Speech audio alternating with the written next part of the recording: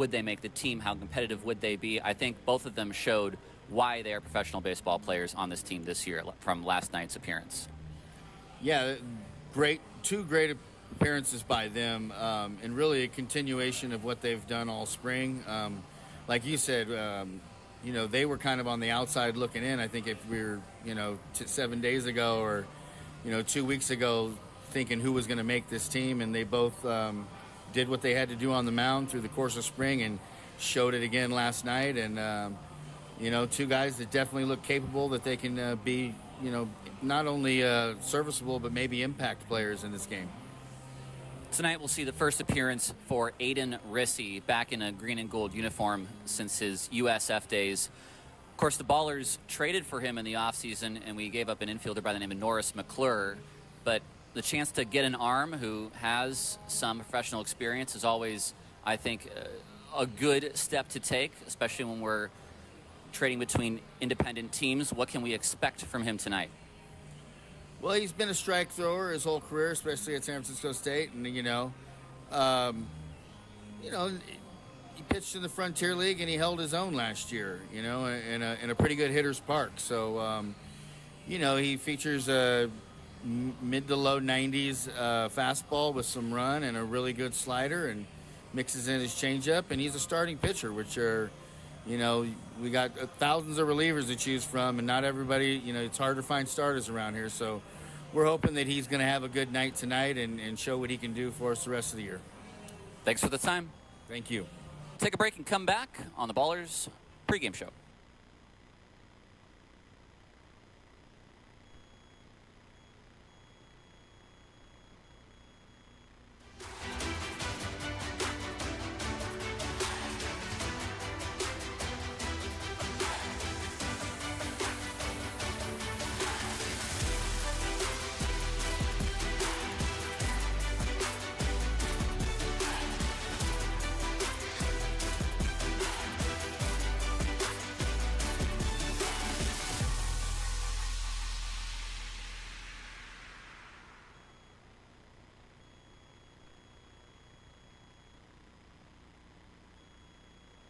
Championship that we brought here to Oakland.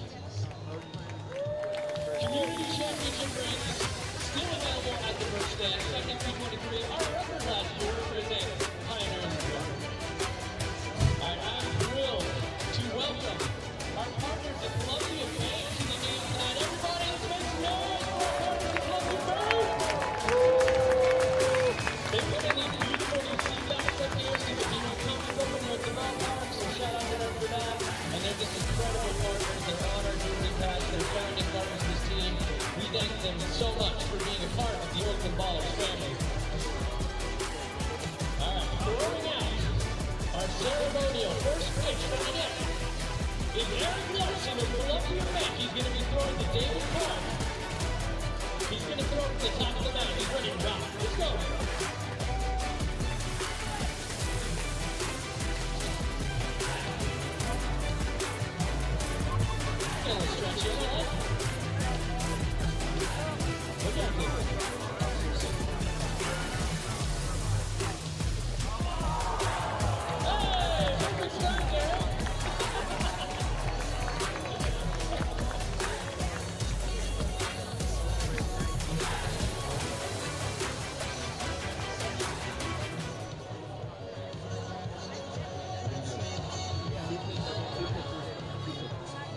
Welcome back to Raimondi Park, getting set for this second game of the three-game series.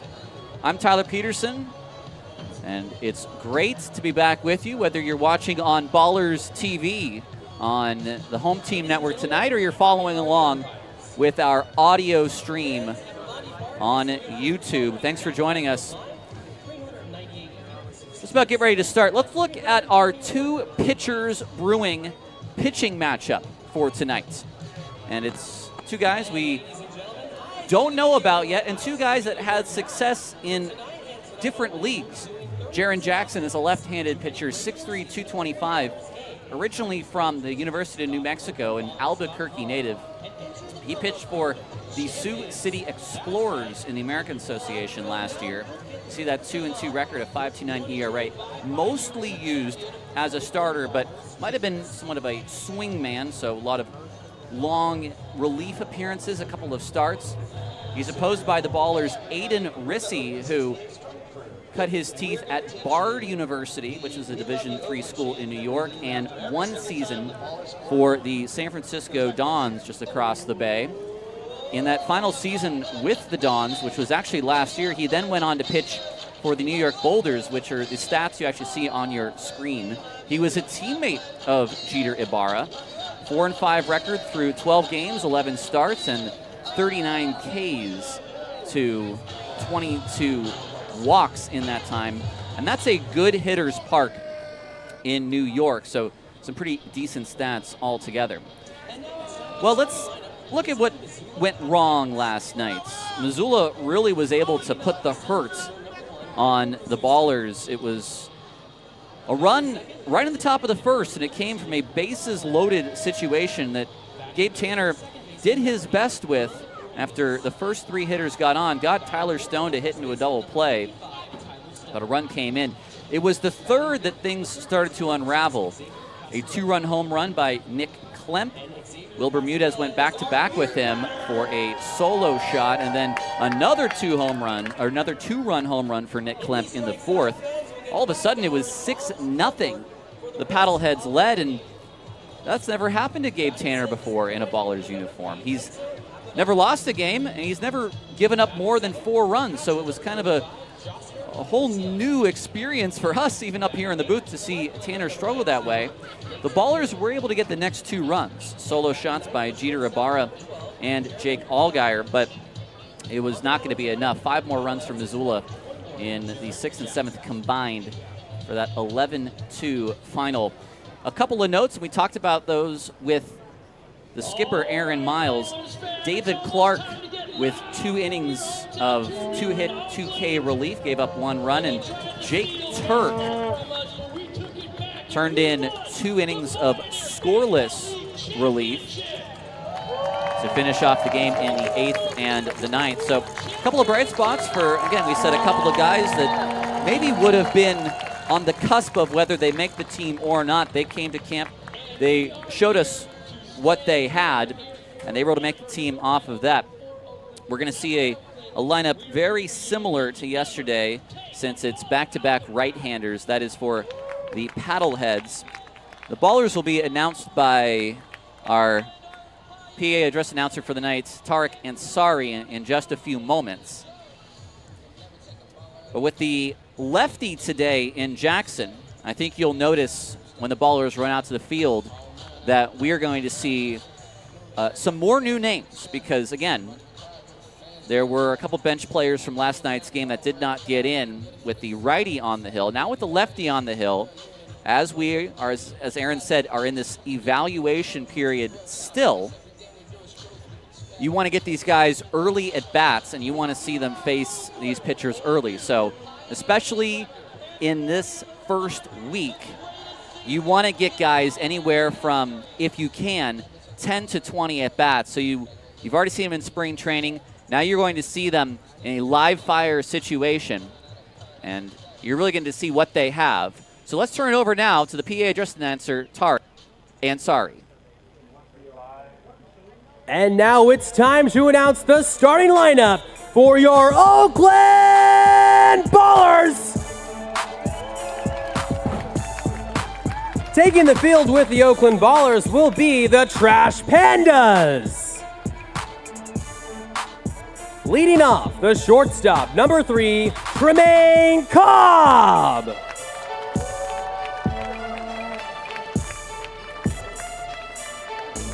Batting second, the left fielder, number 17, Jacoby Long.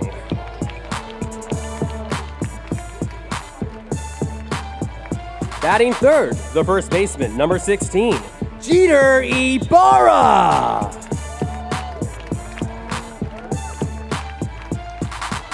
Batting fourth, the right fielder, number 27, Noah Blythe.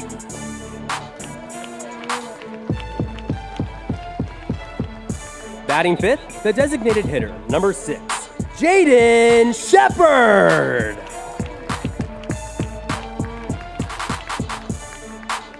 Batting sixth, the third baseman, number 15, Jake Allgaier.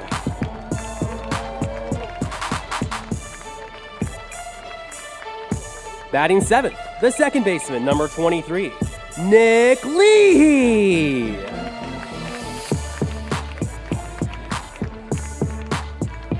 Batting eighth, the catcher, number 10, Nick Poss. And batting ninth, the center fielder, number 19, T.J. McKenzie.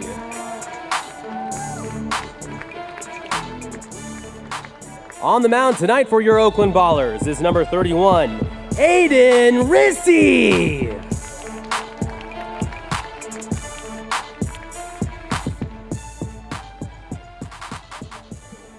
Before we start today's game, we acknowledge that the land where the Oakland Ballers work, train, and play sits on the unceded ancestral homeland of the Ohlone in the territory of Huichin, encompassing regions throughout the greater East Bay area. We recognize that we benefit from living and working on their traditional homeland, and we affirm their sovereign rights as First Peoples. Ladies and gentlemen, please rise if able and remove your caps.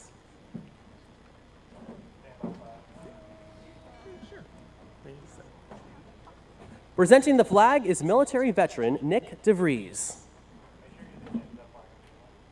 Tonight's national anthem is being performed by Little Theater Company from Alameda. LTC is a youth theater program dedicated to helping kids build confidence, character, and creativity. This group is part of their family stage production of the SpongeBob musical, featuring performers aged 5 to 70 taking the stage together as one community. Catch the SpongeBob musical June 12th through the 14th.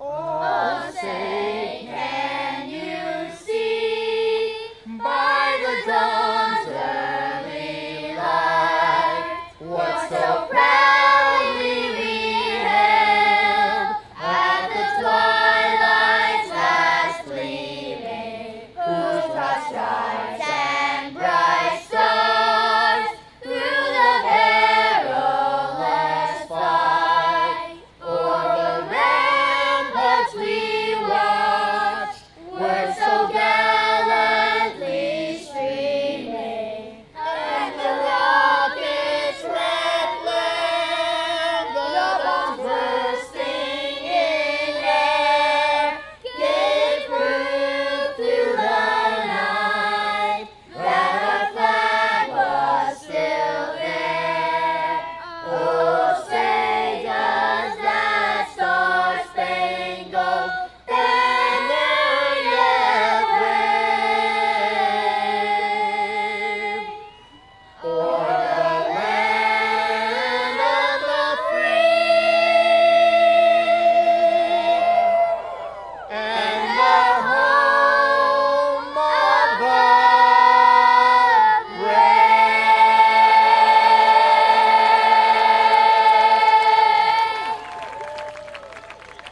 Well, we've had baseball here for 3 seasons at Ceremonies. That might be one of the cuter national anthems that we've had in our time. All right, it's game time, folks.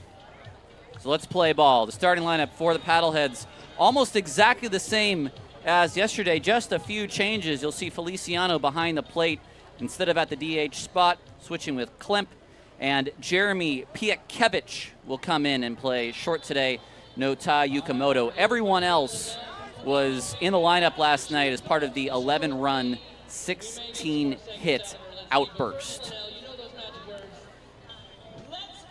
They will face the right-hander in Aiden Rissy. As we said, his second professional year. He pitched for the New York Boulders last year in 12 starts and 11 appearances with a 5.50 ERA. Between both San Francisco and New York, a total of 112 2/3 innings pitched. So he knows how to go the distance. The defense behind him, we'll see a very speedy outfield. The new man, Jacoby Long, in left field, more of a center fielder by trade at Miami and the New York Mets system. So he and McKenzie will cover a lot of ground. and Noah Blythe, who started at DH yesterday, in right today. Nick Poss, the other of the two catchers, he is behind the plate.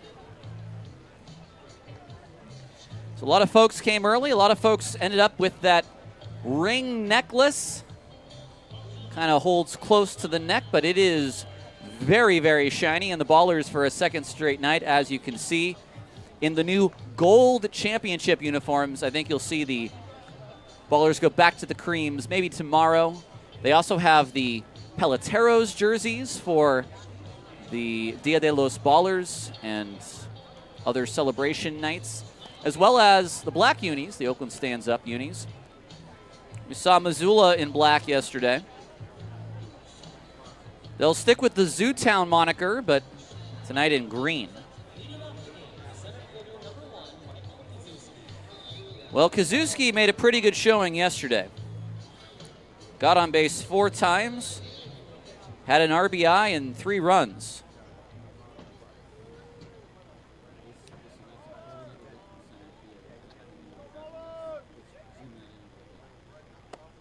First pitch, high and away at 6:37.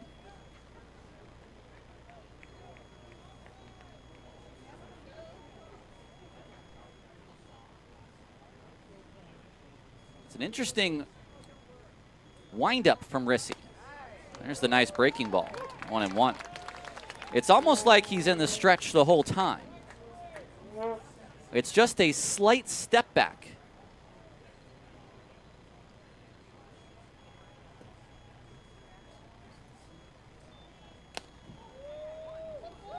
One and two.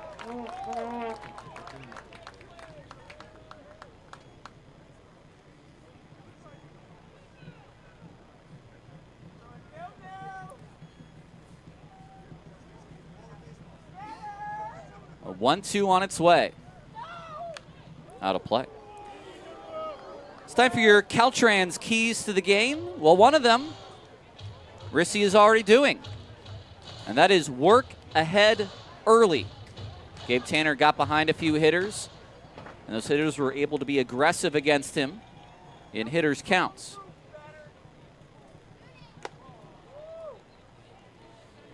The second key for Oakland tonight is to push the envelope or push the envelope, whichever you prefer. Maybe some hit and runs, maybe some steals. Get some aggressiveness going. Zuski hangs in there.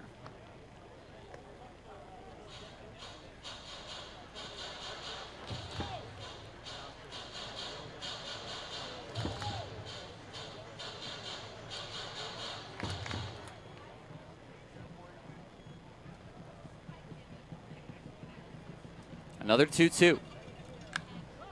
Toward left center. Long is there. One away. Well, we saw this field play a little small yesterday, especially in the daylight hours. And Kazuski might have been aiming that way as it was. Try to get something up in a little bit of a jet stream we've had recently. It's been windy. I think it's been windy all across the country, too. First pitch to Klemp is high. Nick Klemp, a name that we know from last year with his time in Missoula, even from year 1 when he was with Boise. 2 home runs for him last night. Swing and a miss. The high breaking ball, 1-1.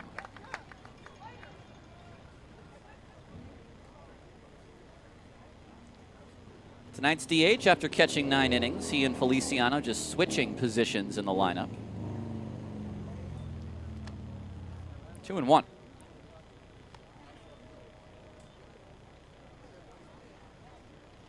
Now, just one more game in this series. It's certainly going to be very interesting. A lot more 3-game series this year, including some 3 home, 3 away, 3 home, 3 away. To begin, the Ballers have 12 at home and then 12 on the road. 3 against Missoula, 6 against Long Beach, and then 3 against Red Pocket. That's a base hit to center field. And a 1-out single here in the first.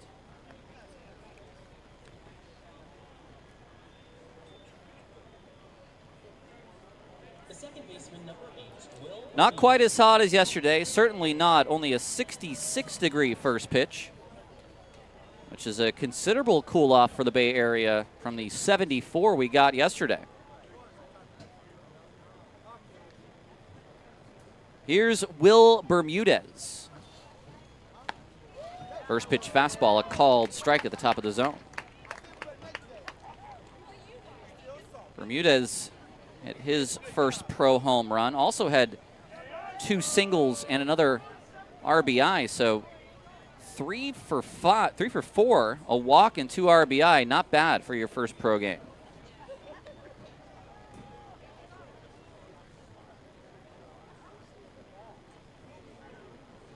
Glad you've joined us here on Ballers TV on the Home Team Network and on our YouTube audio stream.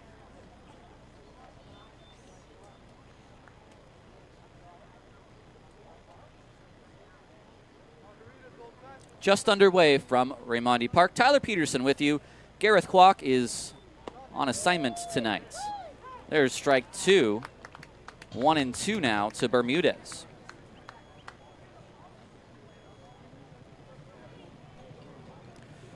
Ballers turned 5 double plays last night. It was, again, one of the few bright spots from what happened on opening day. High and away at 91. Still a lot of fun from that first game. 4,135, a sellout. Lots of festivities, a flyover. That's a second throw over as Klemp gets back again.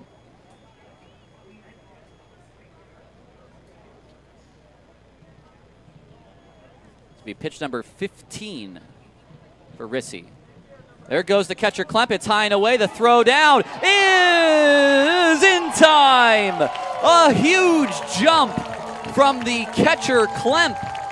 But the catcher Poss guns him out.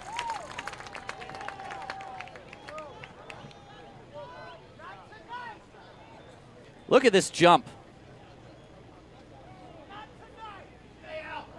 And the caught stealing goes 2-6.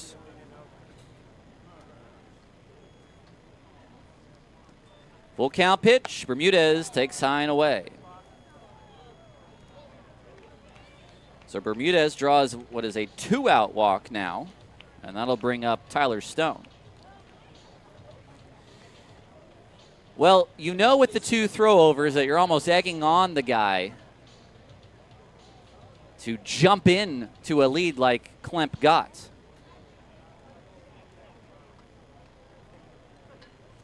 Here's Stone, who had a couple of hard line drives yesterday. First pitch fastball, a called strike 1.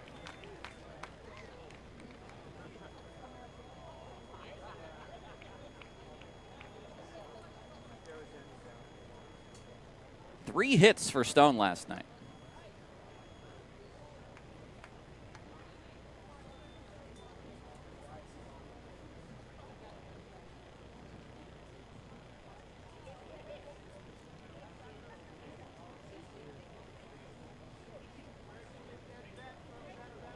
Big cut and a miss. It's a nice curveball from Rissy at 79 miles an hour.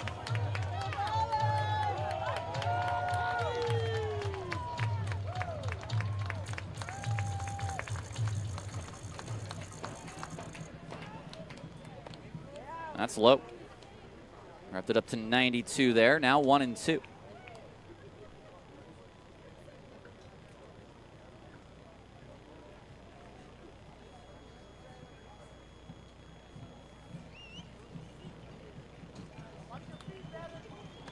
Half swing, and the umpire says he went through.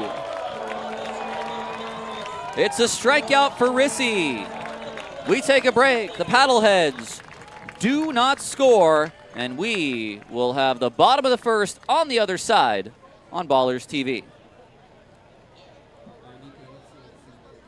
Ladies and gentlemen, it's time to meet the most awesome matchup in the history of the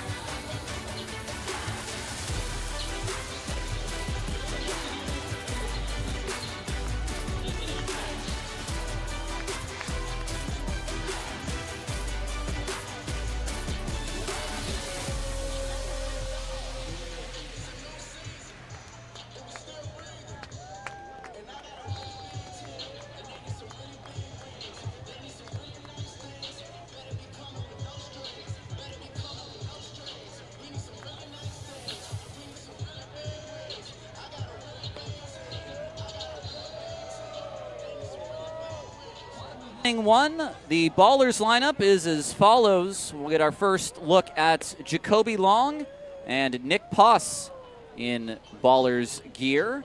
Tremaine Codd back to the top of the lineup, a right-handed hitter, heavy lineup, because they're facing a lefty on the mound in Jaron Jackson.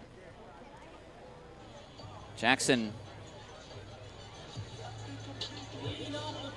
25 years old, 6'3", 225, left-hander out of University of New Mexico. Cobb stands in, and we are ready to get things started in the bottom of the first. One of two ballers last night with a multi-hit game. First pitch is outside. Lineups, by the way, brought to you by our good friends at Rubenstein.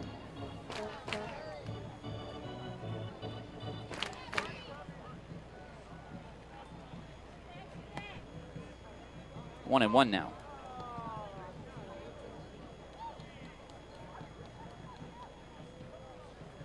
This was a familiar spot for Cobb at the top of the lineup. Almost every day last year, he was leadoff man. That's out of play down the line.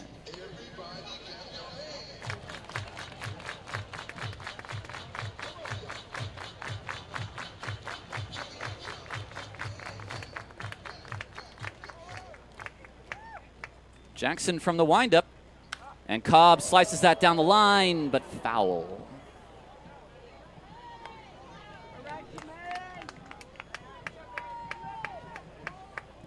Your umpires for tonight: Robert Headley calling balls and strikes behind home, Ruben Candelario at first, and Ricardo Rodriguez at third. On the backhand, and it gets through. A single for Cobb, 102 off the bat.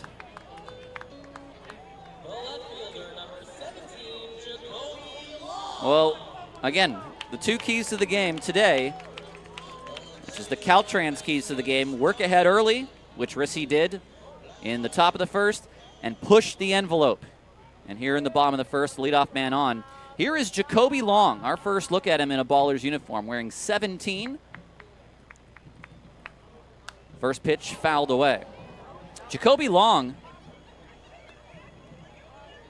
23 years old, 5'11", 200, from Palm Beach Gardens, Florida, which happens to be the same hometown as T.J. McKenzie. Played in the Mets organization for St. Lucie back in 2024. That's down and in for ball one. We've seen a pretty good contact hitter, good bat-to-ball skills. Cobb with a decent lead at first. and twitchy as well.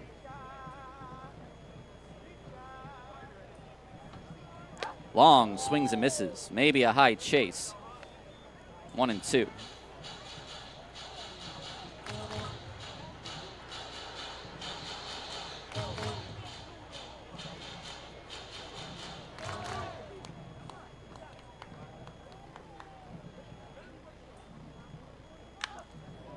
Fouled down the right field line. Already, though, from last night, I must say, much harder contact even on foul balls, which is a good sign to see.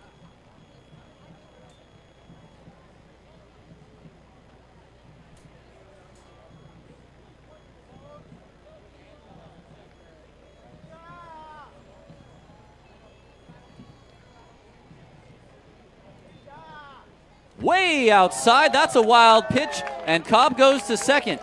Now, interestingly enough, we got to see the new backstop in action. It's been pushed up 10 feet, so you could already kind of see maybe that was a little bit of a closer play than it had been in previous years, because that ball got back to Feliciano quite quickly. A runner in scoring position for Long now in a 2-2 count. Off the glove of the pitcher, and Long is not able to beat it out, but it does get Cobb to third. It'll go as a 1-6-3 out.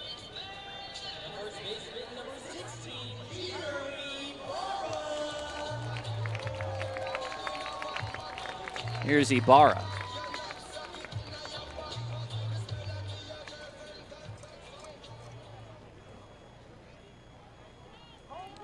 Ibarra hit a home run last night.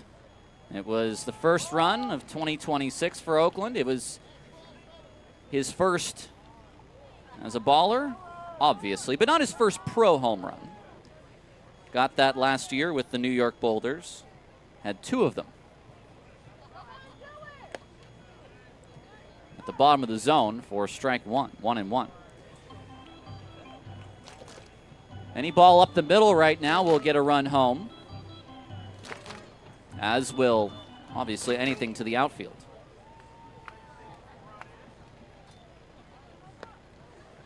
That's a tough breaking ball from Jackson. And a pretty good take. Ibarra yesterday 1 for 4. But if you're going to have one, let it be a home run. Off the fists. The second baseman will flip it to the pitcher, but that is an RBI ground out for Ibarra.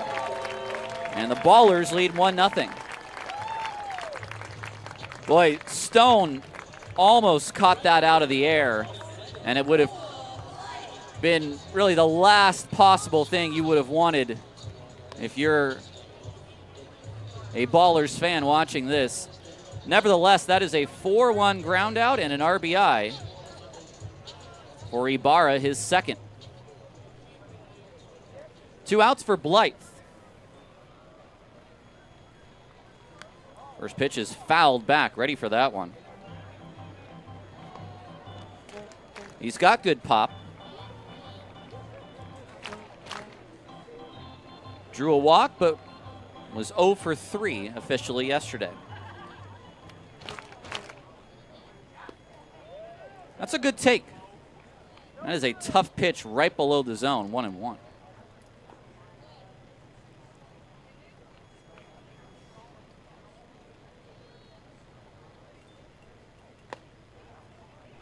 On the corner for strike 2.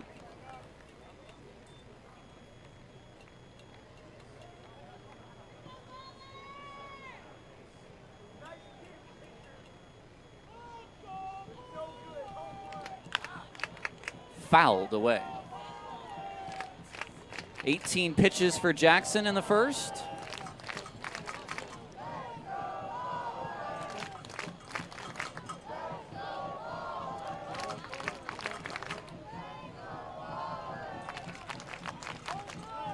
And now here comes the 19th. Fouled away again.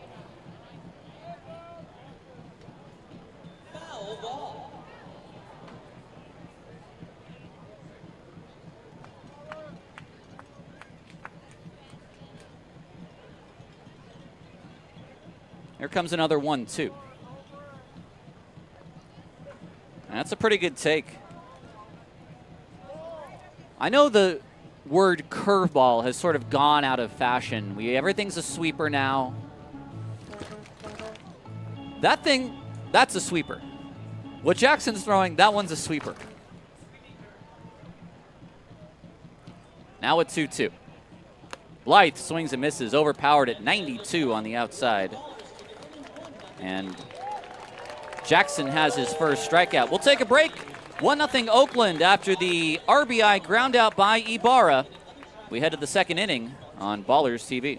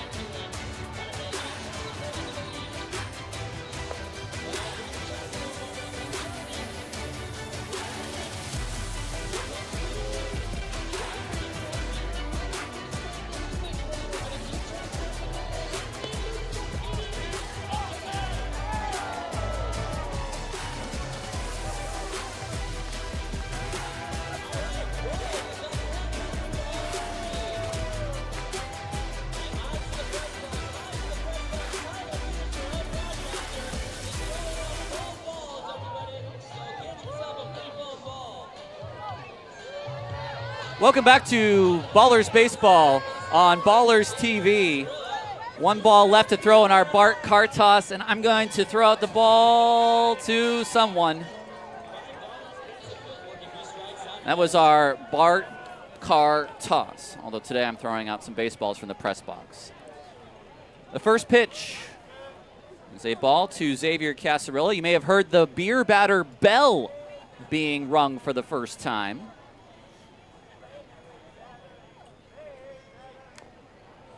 Fouled at the plate. I got a piece of pos.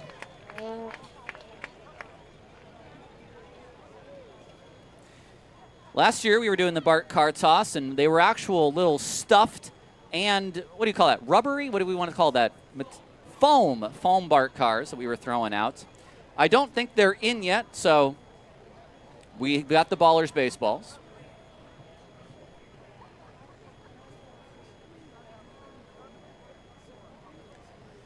All right, Pos is, I still think, taking a little bit of inventory. Rissy working with a 1-0 lead.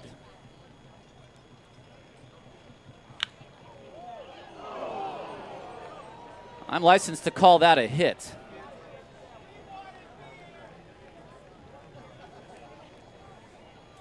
We'll see if Booney agrees. It's going to be a single past Allgaier at third. Jake right now staring into the sun. And one he should have got in front of. Here's Enzo Apodaca. So leadoff man on with Casarilla. It's a shutdown inning opportunity for Rissy.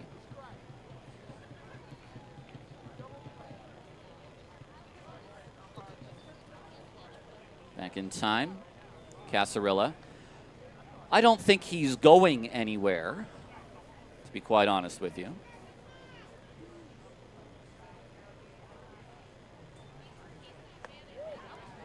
That's a nice pitch by Rissy. 1-1.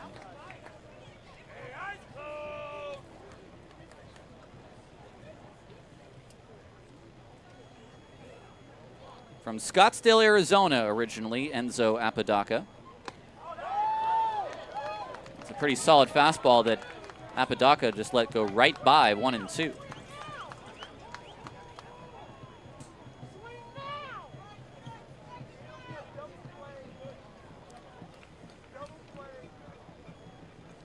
Rissy on 1-2. Ooh. Well, he thought about it.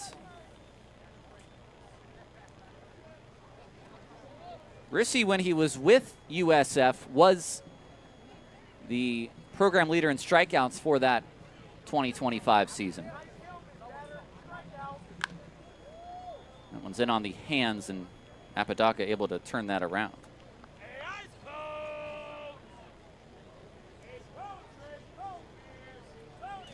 A run for the Ballers on the RBI ground out by Ibarra in the bottom of the first.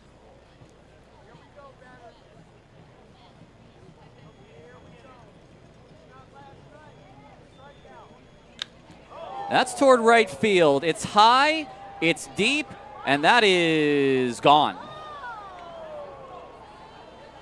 And that looked like a changeup that just floated at the top of the zone. And if you're Apodaca, that's what you do with a pitch like that.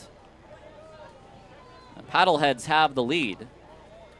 And that is already their 5th home run of the series.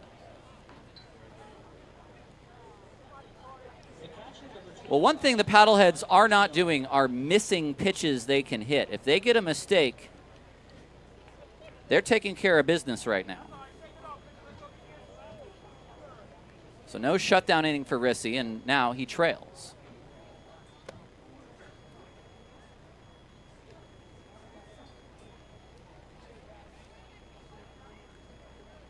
On the totality of the 30 pitches that he's thrown, that probably was the biggest mistake. Now 2-0. Gareth said it last night. This was the team that led the league in home runs, and a lot of that was on the backs and bats of Roberto Pena and Adam Fogel, who neither of them are with this team anymore. Adam Fogel in the White Sox system.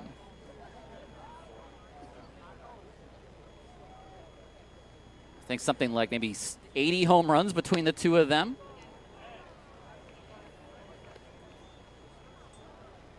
But like all teams, you have to go out and rebuild every year. Now, the Paddleheads are one of these teams in the Pioneer League that do keep a number of players year over year. That's out of play, 3-2. We've seen a number of players play 2 or 3 years with them pretty consistently. That's part of the reason that they've made the playoffs every year. Full count pitch to Feliciano. Cobb's going to wait for the sure hop, and his strong arm will throw out Feliciano.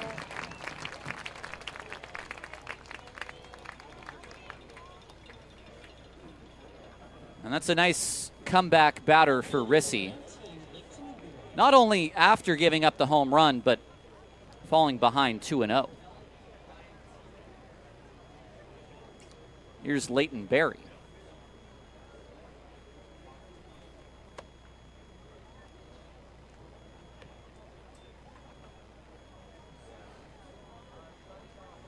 Berry was 3 for 5 last night with an RBI and a run.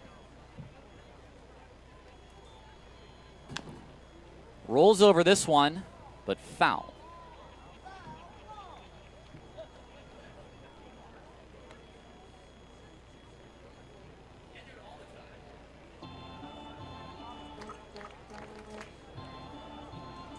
Well, at this point for Rissy, you just want to set down the next 2 in order.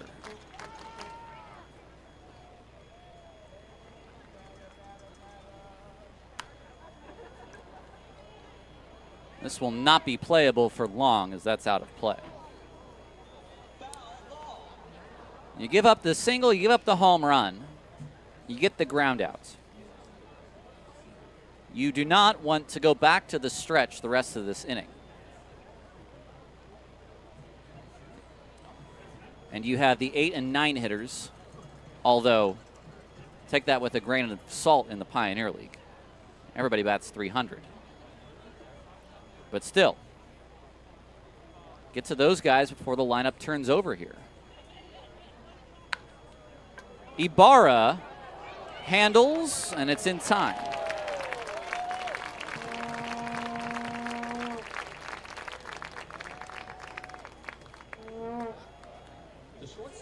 Wouldn't call that the most confident play of all time, but it's an out.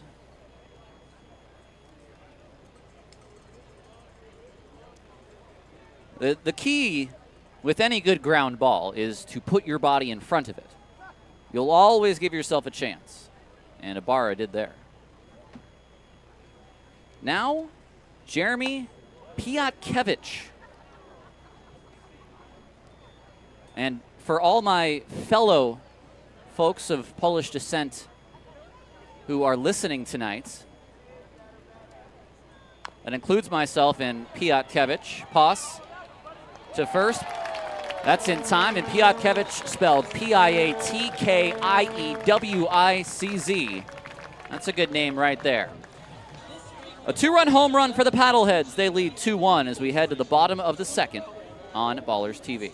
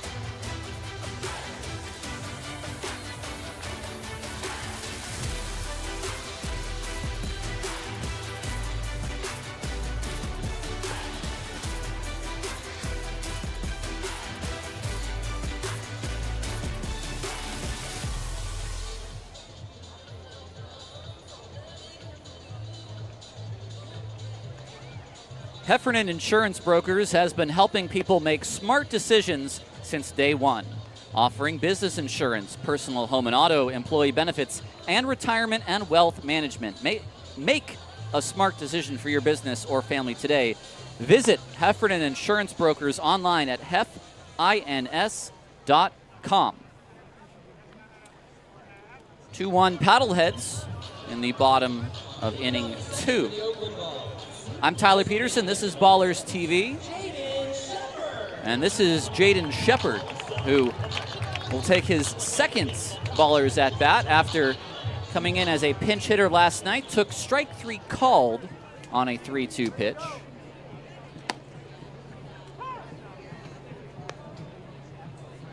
Pitch that was not much farther away than that one there that he was a little bit surprised by when he took strike 3. That's fouled back. That's a nice swing from Shepard, who again, it's got a lot of pop.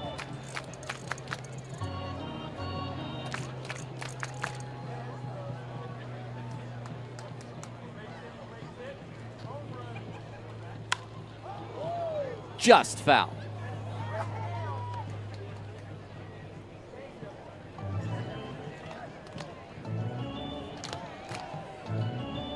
His last season for Cal State Monterey Bay, 11 home runs and 10 RBI. The year before that, 15 home runs, 12 RBI. Year before that, played sparingly for the Fresno State Bulldogs.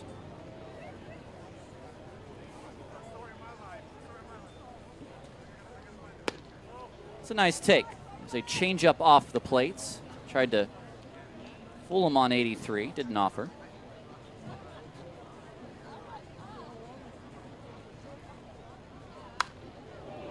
Shepard fouls it away again. A nice pace to Jackson tonight. Pitching coaches like quick workers, and so do broadcasters.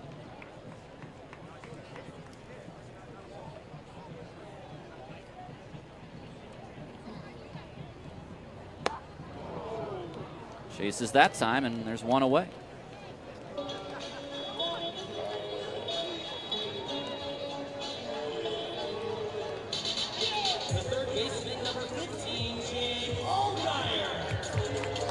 Jake Allgaier was 1 for 3 yesterday, drew a walk and hit a home run. That was all left-handed. Here he bats from the right side.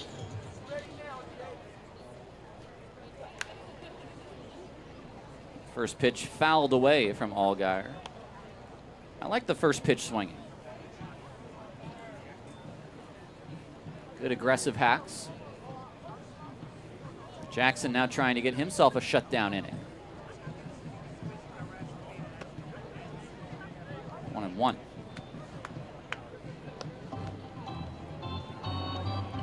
Allgaier's home run was sort of the low line drive variety that went over the left field wall. Out of play. Foul ball. A run for the Ballers in the first. If you're just joining us, on a ground out by Jeter Ibarra, RBI ground out, and then a 2-run shot for the Paddleheads in the top of the second, thanks to Enzo Apodaca to right center.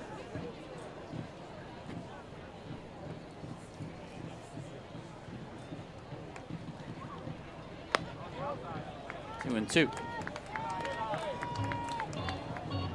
We saw one incorrect challenge yesterday from Oakland and one correct challenge from Missoula with the new challenge rules. They mirror what Major League Baseball is doing in terms of, we'll give you 2. If you get them wrong, you're done. But if you get them right, you can keep them until you get one wrong. Full count pitch toward left center field. Over is the center fielder. He will drop the ball off of his glove. He got to the spot. Is that an error or double? He had to go a long way.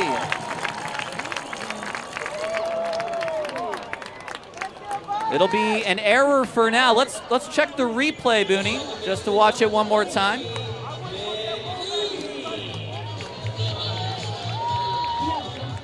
He had to reach up. He might have left his feet. Rule of thumb on leaving your feet. It's a hit. All right. A double for Allgaier. If you ask Kazuski, he would have said he should have caught it. And I think what saves it as a hit for Allgaier is the stretch of the glove.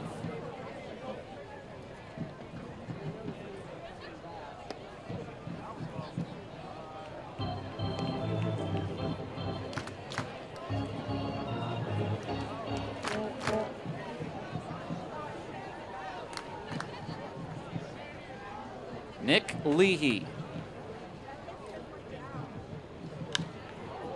This is popped up on the infield.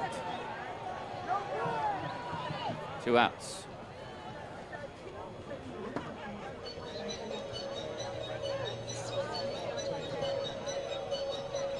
The catcher, number 10, Nick Poss. The first at bat for Nick Poss in a pretty big spot. A runner at second and 2 outs.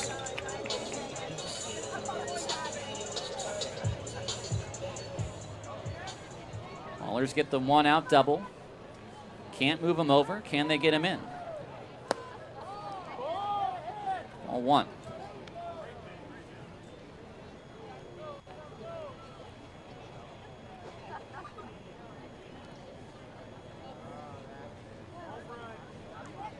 Poss was a member of the Idaho Falls Chuckers last year. He was on the roster for Troy Percival's Idaho Falls team in that championship. He only got 1 at bat.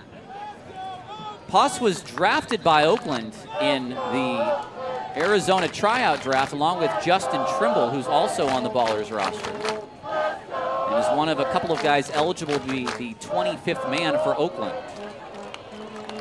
Now in a 1-2 count. So as a catcher, there's good versatility in having one of your guys be eligible to be that extra man. He beat out Jacob Connery and Parker Stroh, as did Jaden Kalura. And the lefty-righty tandem at catcher is Kalura and Potts.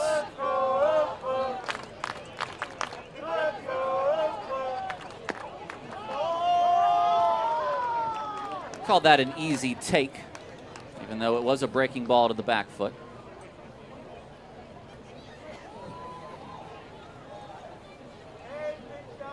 This is a situation where you try to look the other way. Good take there, 3-2. Your eyes can get a little bit big when it's coming up in that territory.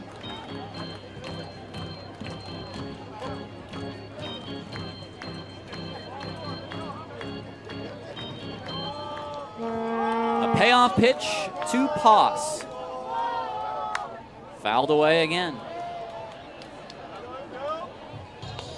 A fastball coming in at 92 from Jackson, who is about to throw his 42nd pitch of this game.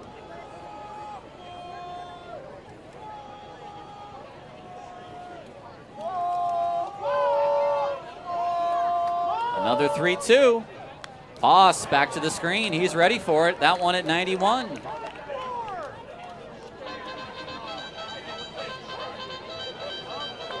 Well, for Aaron and James, two former pro hitters themselves, they got to be loving this at bat right now from Poss.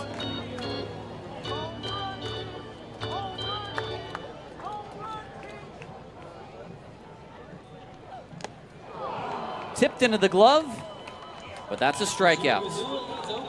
A chase from Poss, and the Ballers get the one-out double. They can't bring him in. 2 more Ks for Jackson, and we head to the third, 2-1 Missoula. Keeping the great family-friendly action alive for generations to come.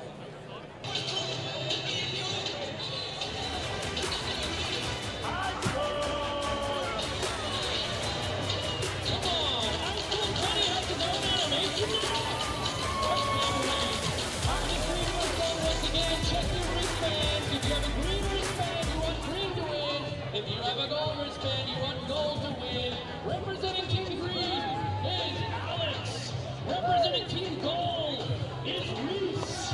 And you're going to do what Ice Cold Kenny does. He's going to pick up this tray and he's going to yell, Ice Cold! All right, let's go with Alex first. Alex, jump in there. Let's see what you got. Ice Cold! All right, that's pretty good.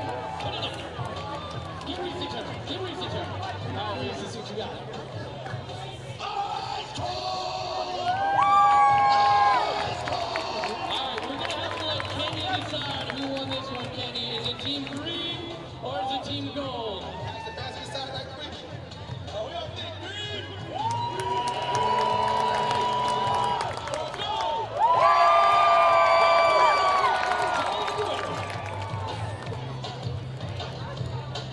Gold takes an early 2-0 lead on green. All that glitters is gold.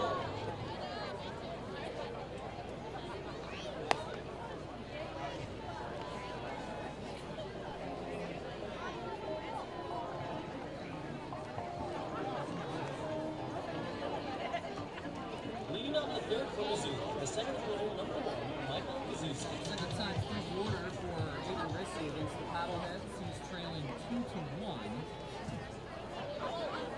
Now 3 hits, and a 2-run home run. So it's Kazuski again. Look. Kazuski flied out to left field. Back to the warning track. Caught by Jacoby Long.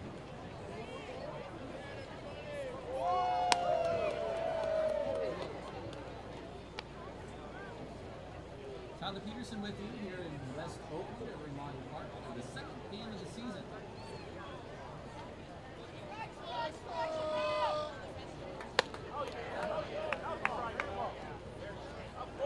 ball is being challenged. Catch your puck. After review, ruling on the field is confirmed it is a ball. Oh,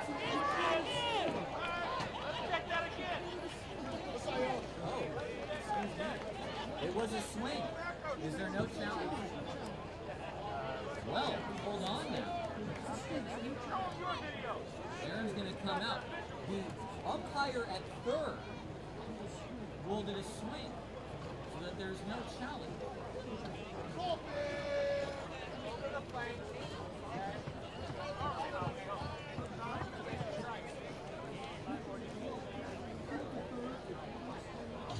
if you're Poss, you have to challenge it, you think.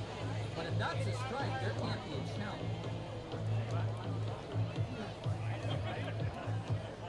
Aaron Miles having a conversation with our home plate umpire, Robert Petty.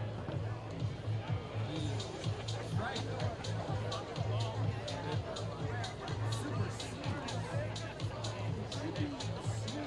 supersedes the call of it.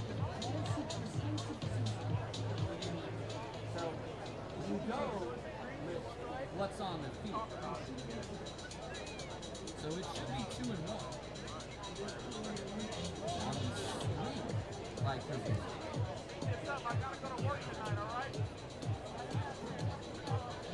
But if you're Poss, you have to challenge immediately. So you have to challenge immediately, and then you look at third. So there should not be a challenge.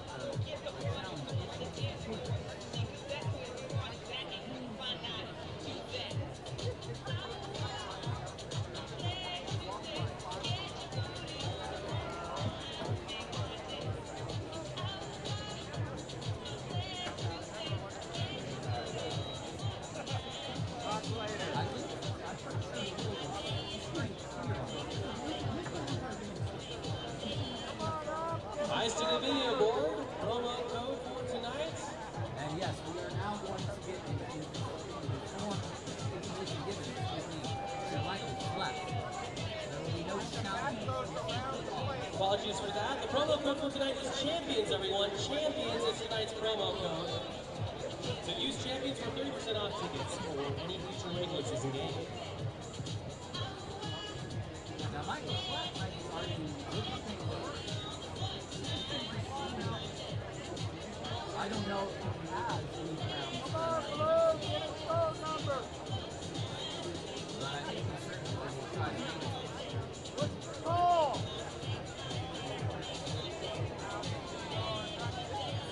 Robert Evans coming over to Aaron Slade.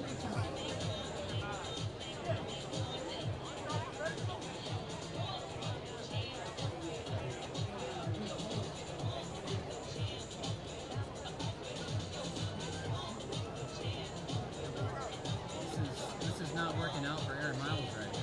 Ballers fans, a reminder, Scrappy Town behind the right field bleachers. There's always a great time with short lines and great vibes. Scrappy Town, go get yourself some delicious food from Scrappy Town.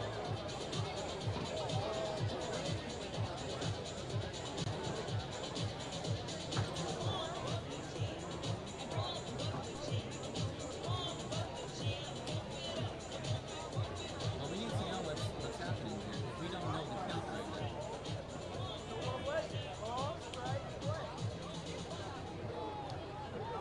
It is 2-1, which means the Ballers have 2 challenges. Okay. Unless they're trying to say if you were to swing in the challenge, which would be wrong.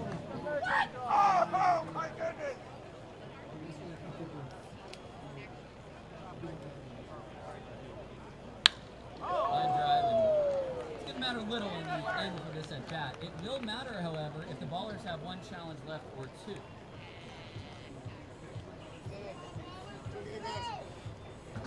The designated hitter, number 13, Nick Clem. Here's Nick Flynn. Well, I need to have no answers for you.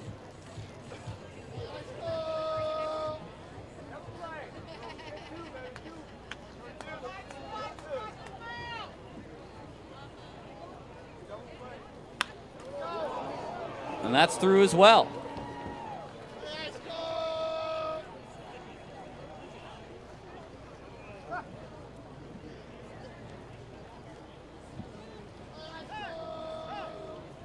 The second baseman, number 8, Will Bermudez.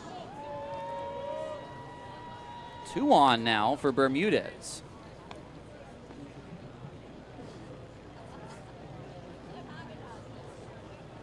First pitch single from Klemp, and this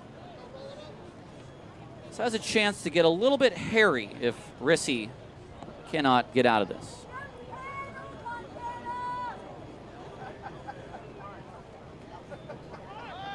That's pulled back for ball 1.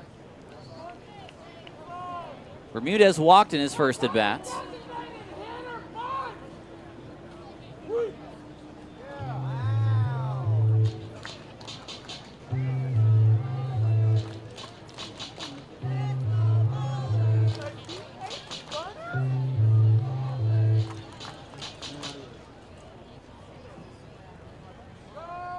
No outs in the inning, and Bermudez swings through. Rissy about to throw his 50th pitch of the night. And he really needs a ground ball right now.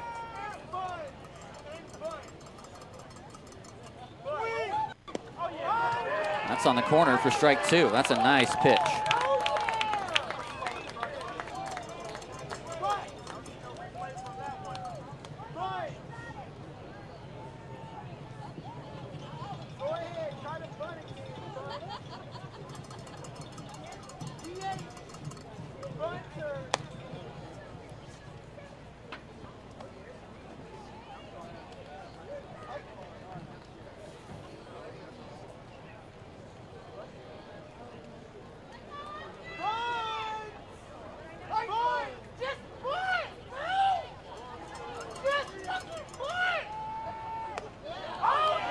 Just off the plate.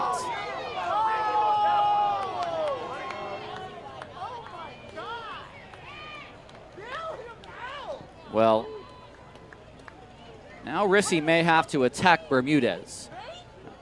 Cannot risk walking him to have the bases loaded.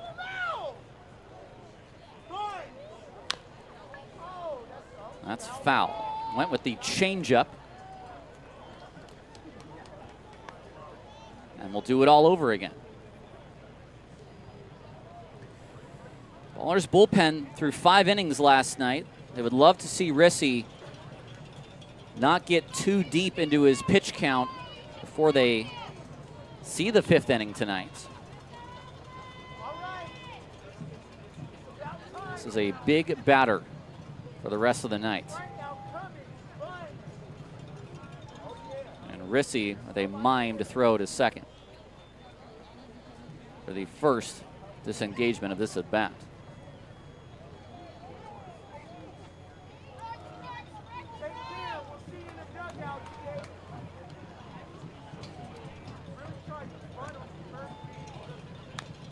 Again fouled away. That was a curveball that did catch part of the zone.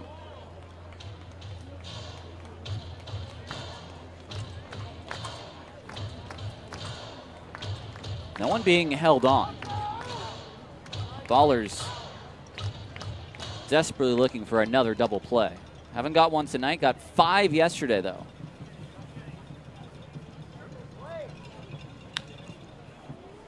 And again, Bermudez tops this foul.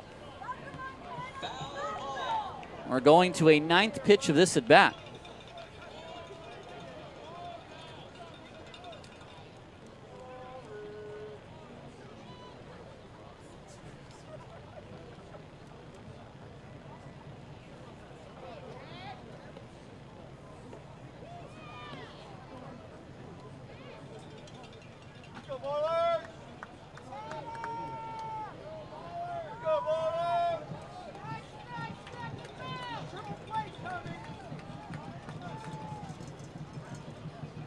Another 3-2. Look out.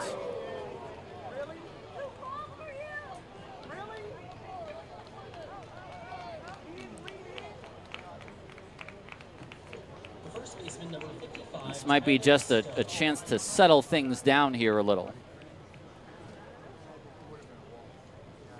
All right, Ballers fans, we're going to do a few quick shout-outs here Stone struck out swinging in his first at bat, and it's the lone strikeout for Rissy thus far.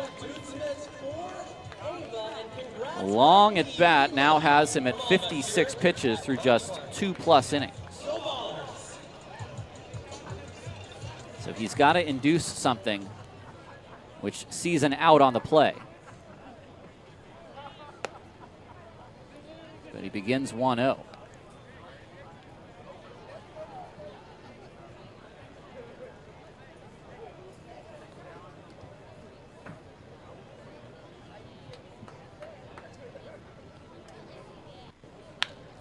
Could be 2. Leahy to Cobb. And that'll work for Oakland.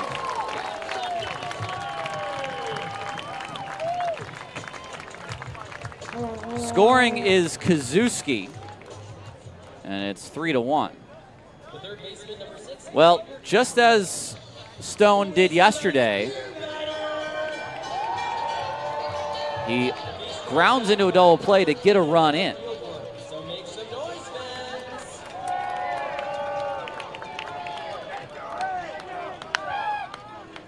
First pitch is fouled away by Casarilla. So the Ballers trail 3-1. But I'll say the same thing I said about Gabe Tanner yesterday in the first. If Rissy can get Casarilla, he's going to feel pretty good about how this inning ended up. The 0-1 from the windup.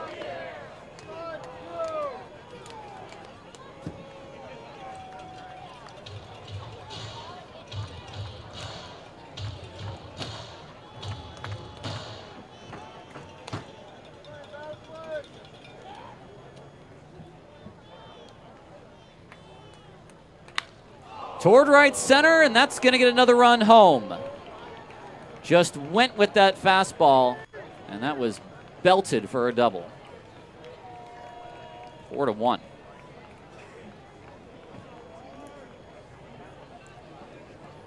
When you get a fastball on the outside like that, and just like yesterday, when Casarilla hit his home run, he really had to go and get that pitch.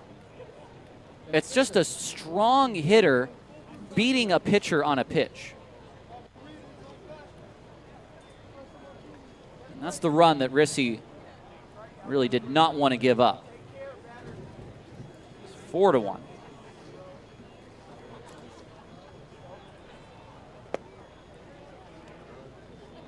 Ball 1 to Apodaca. His 2-run home run opened the scoring for Missoula in the second.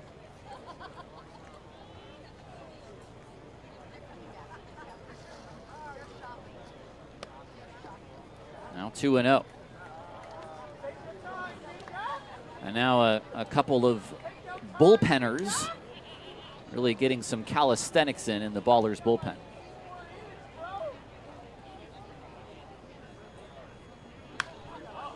Down the line. Is this trouble? Yes, it is.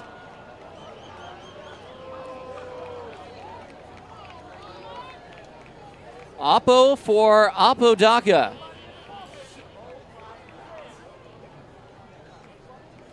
And it is a 6-1 lead.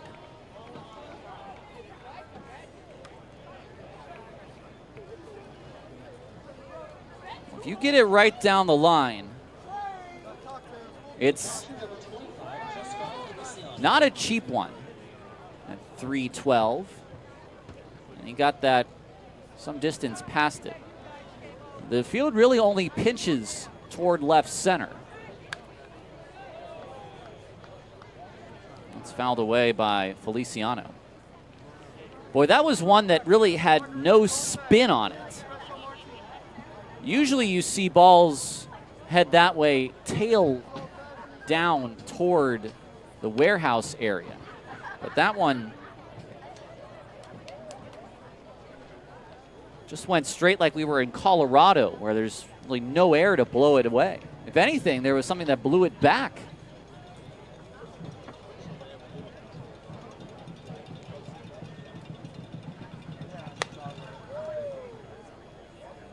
For the second time in 2 days, a multi-homer game for a member of Missoula. Another crooked inning.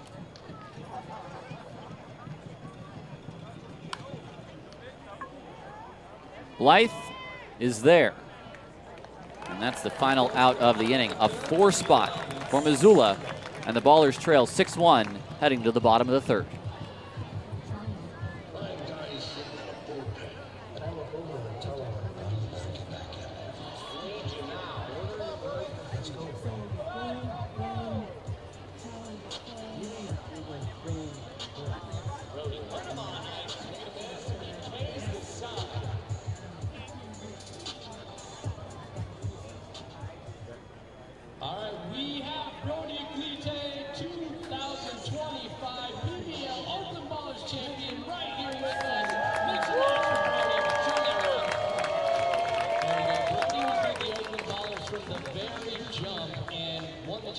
With us last year, Brody, just how amazing has that journey been for you?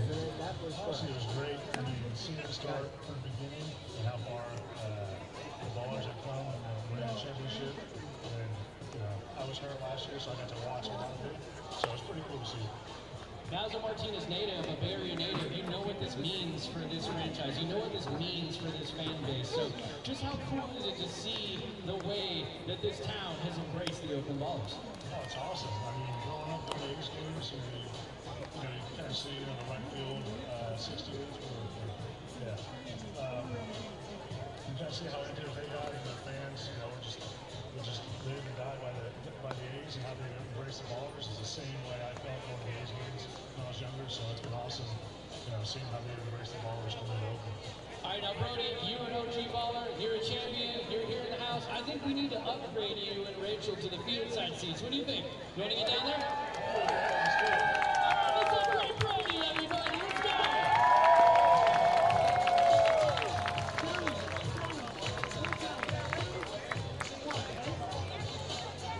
Well, we are into the bottom of the third.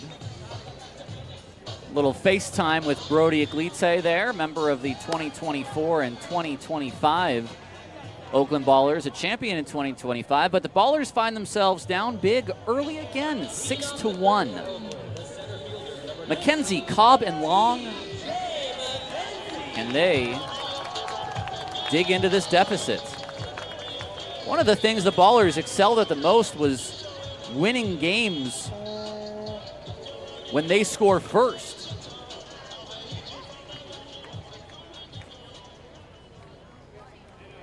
Did not give up many leads last year. Here they score first, but Missoula have answered back with 6 straight.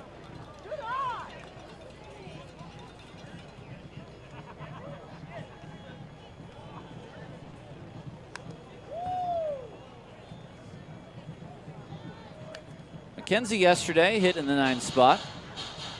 Had a 1-for-4 night.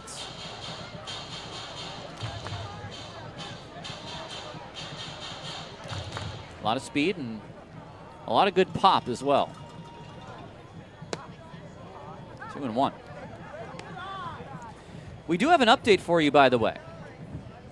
Booney, our resident rules expert, looked up the challenge rule in relation to what we saw in that previous inning. The challenges come in the order of operations that they were received. So because Poss went to his helmet and then pointed to the umpire, the challenge is issued. And McKenzie is going to challenge. Well, this will be their last. After review, the rule on the field is confirmed. It is a ball. Overturned to a ball. Overturned to a ball. My apologies. There it is. Not confirmed. It's overturned to a ball. All right. So McKenzie walks. But Oakland was down to their last challenge. The shortstop, number 3, Pregame. What's happened was because Poss went to his helmet and then pointed, you take the challenge first, and then you take the point. What Poss had to do was point and then tap the helmet. All right, here's Cobb. Toward right center, carrying deep, and caught. McKenzie's got to get back, and he's got to get back quick, and he does.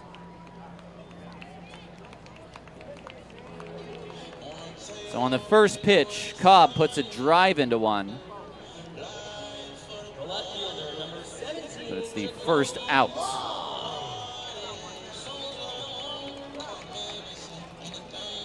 You want Trey Cobb swinging. That's when he's at his best. Got a pitch he could handle there. And down 5, you need your bats to come alive. That's way inside for ball 1.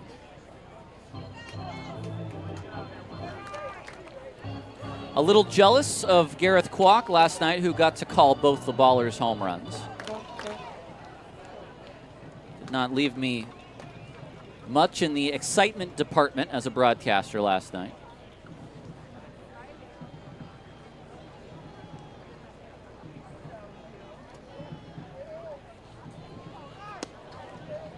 Two and 0.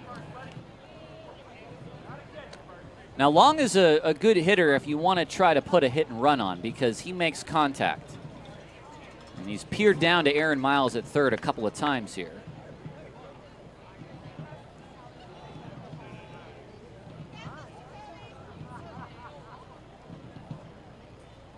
Throw over, and McKenzie's back. There is a right-hander in the bullpen warming up for Oakland, and he may come into this game. That's Liam Rocha.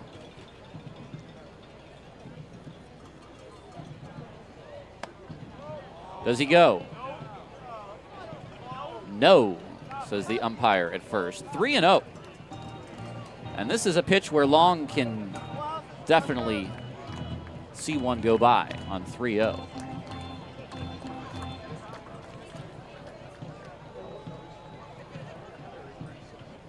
And it's a 4-pitch walk.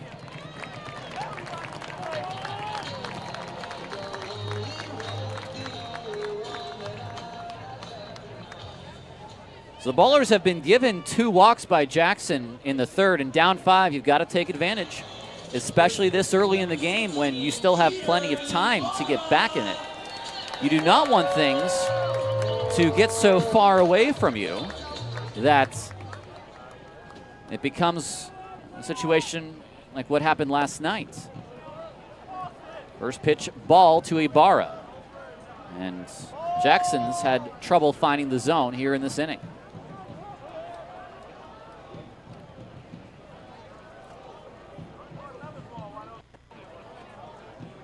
Now Jackson steps off.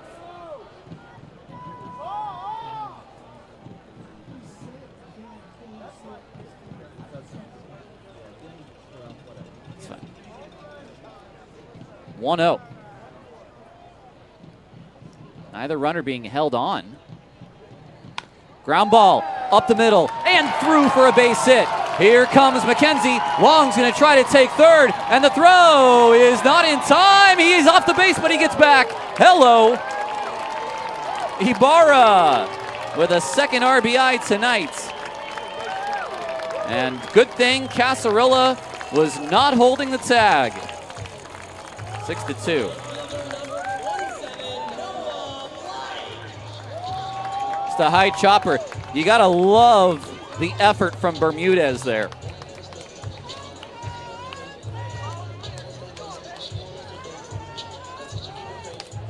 Two walks and an RBI hit. Now Blythe.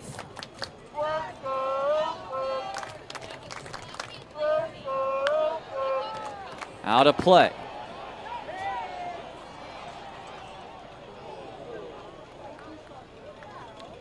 Now Long has the speed to go first to third there, and he beat the throw. He just overslid the bag, and then it took him about 2.5 seconds to finally get back on the bag, which would have really stymied this rally the Ballers are trying to get through. And are put on. Ooh, challenged by Blythe. The call on the field is overturned to a ball. 1-1.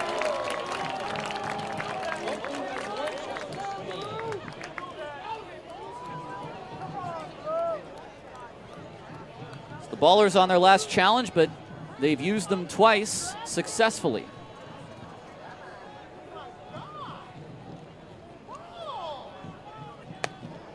Two and one.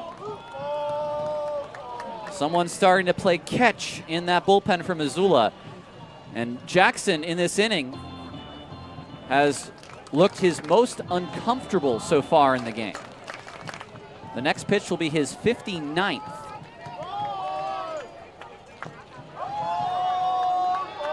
And one pitch away now from his third walk with Shepard on deck. Blythe struck out swinging in at-bat number 1 tonight. May see a pitch to hit here. Fouled it back. He got 89 high and away. On 3-2 with 1 out, I don't know necessarily that they would send Ibarra.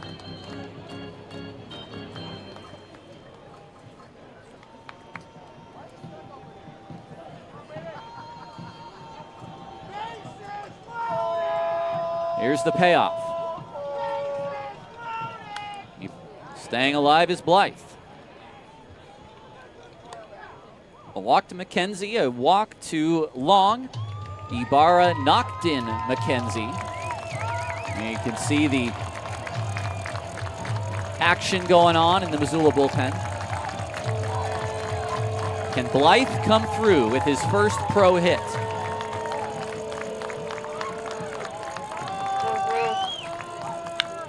Deep to center field. Turning around, Kazuski! It's out of here!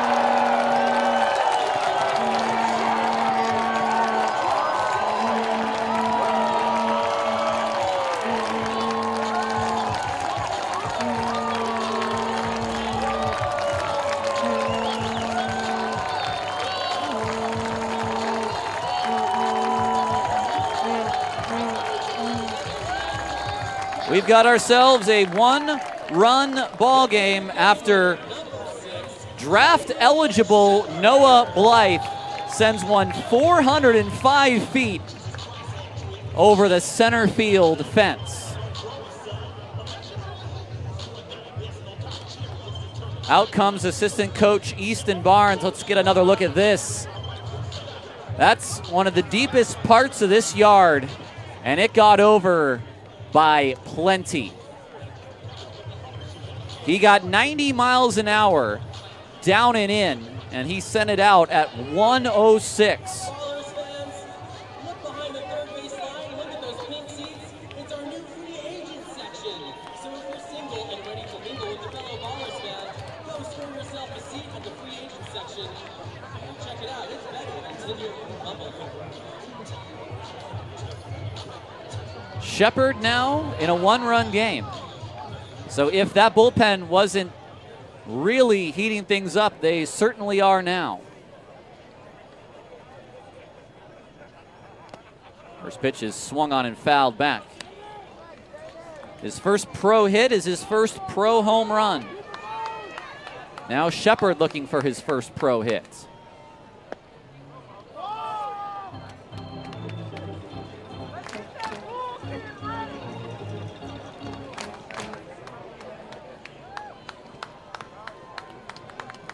The 1-1.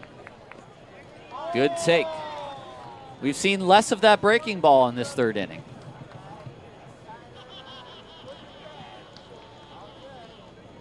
That's only the 4th hit for Oakland in this contest, but they have 5 runs.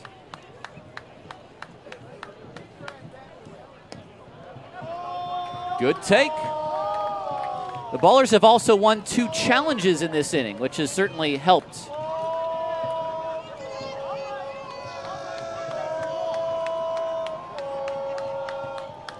The 3-1 is a 4-1. And it's the third walk of the inning. It's unraveled for Jackson. It's the switch hitter, Allgaier. Third baseman, number 15, Jake Allgaier.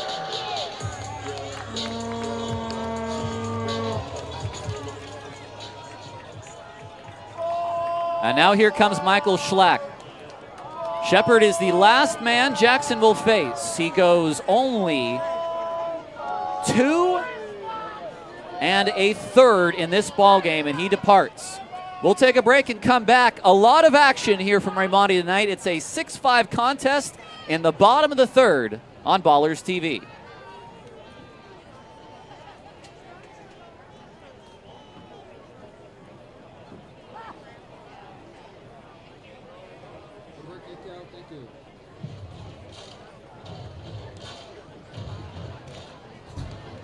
The Oakland Ballers would like to welcome City Councilwoman Rowena Brown to Raimondi Park. Everybody give her a round of applause.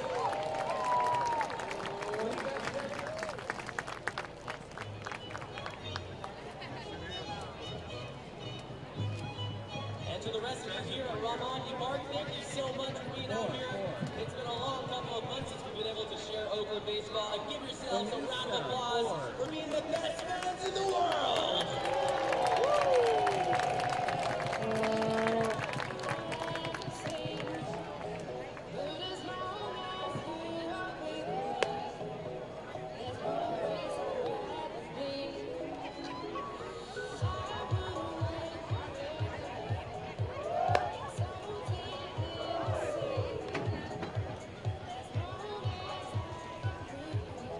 And Ballers fans, eyes to the video board. We want to see each and every one of you back at Raimondi Park several times this season.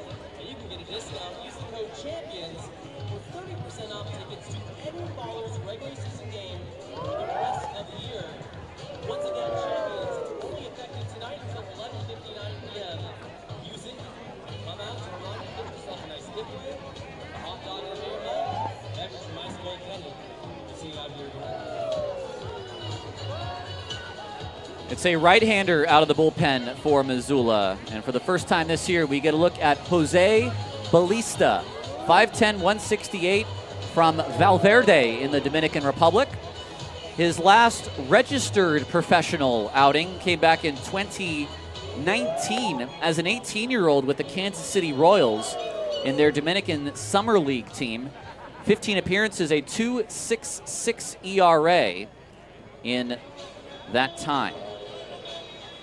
The switch hitter, Jake Allgaier, will now bat from the left side. The third baseman, number 15, Jake Allgaier. He doubled from the right side earlier in this game and had a homer yesterday from the left side. Shepard at first. 4 runs already in the third. And the first pitch is in the dirt. Well, for Jackson, it's 2 1/3 innings. He allows 4 hits, 5 runs, all earned. He walked 3 and struck out 3. The runner at first is his responsibility.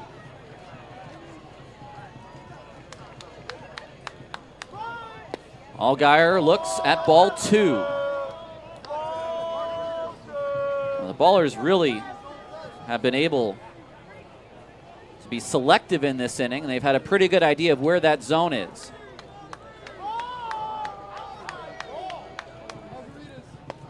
Three and 0.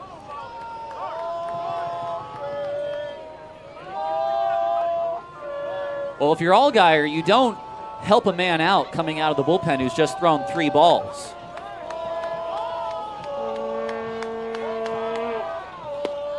And there it is. It's the 4th walk of the inning. That pushes Shepard to second. And that brings up Nick Leahy.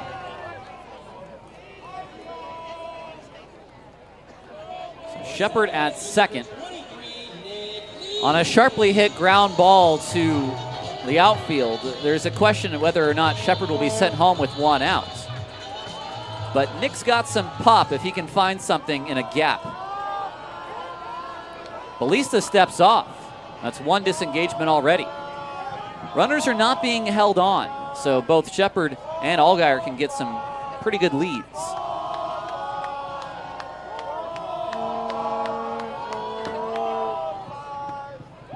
That's a breaking ball for strike one. That's a pretty good show-me pitch for Leahy as soon as he gets in the box. Now he's seen it.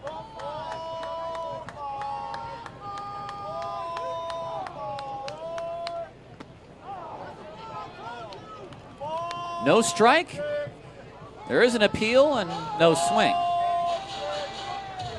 A very late appeal, albeit. Leahy is the 8th batter of the inning. Up the middle, Ballista to second for one. The throw to first is in time. It's a 1-6-3 double play, and Ballista does his job and gets out of the inning. A 3-run home run for Noah Blythe has put the Ballers back in business. It is 6-5. They trail headed to the 4th.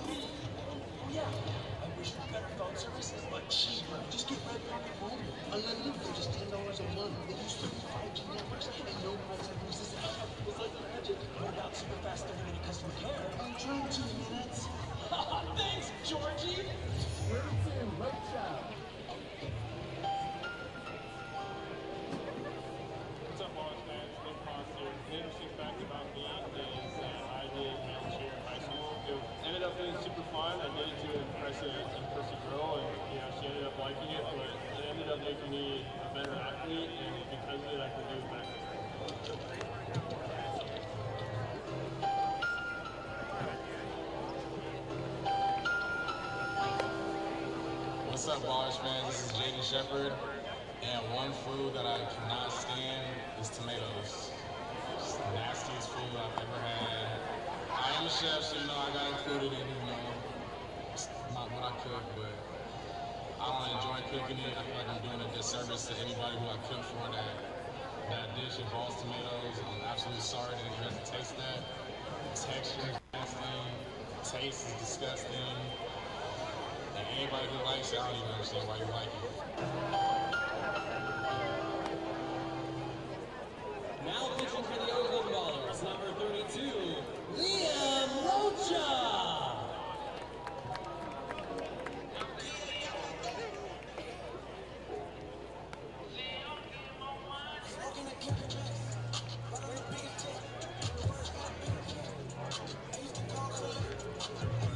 Your line score through 3 innings. It's the Paddleheads 6 runs on 7 hits, no errors. The Oakland Ballers 5 runs, 4 hits and no errors. And taking you through the middle 3 innings of play-by-play, here's Tyler Peterson. Oh, thanks. No Gareth Kwok tonight. He's on assignment. So I'm a solo with you tonight. A new arm. This is Liam Rocha. Rocha, 24 years old, out of San Dimas, California. Played ball at Cal Baptist. Was signed by the Twins after his 2023 campaign when he was the WAC Pitcher of the Year, the Western Athletic Conference. And has that beautiful gyro slider that he just showed off there.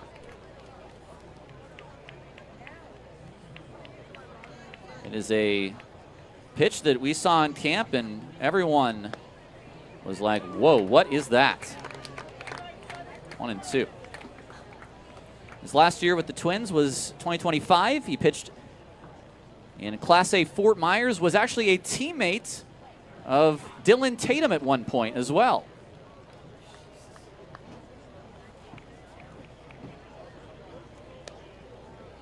He'll face Barry, then Piatkevich and Kazuski.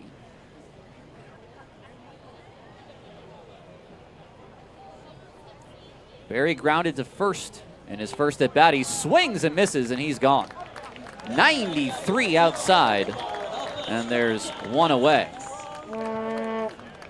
So Aiden Rissy could only turn in 3 innings tonight, 7 hits, 6 runs, all were earned, 2 walks, and a strikeout. So only 4 innings last night from Tanner, and now 3 innings tonight. A lot of innings to be picked up by this Ballers bullpen to begin this season. There's ball 1. Piatkevich grounded softly to the catcher, Poss, in his first at bat. Here he swings through a ball. Might have actually fouled it. 1-1. Well, you give up 4, then you score 4.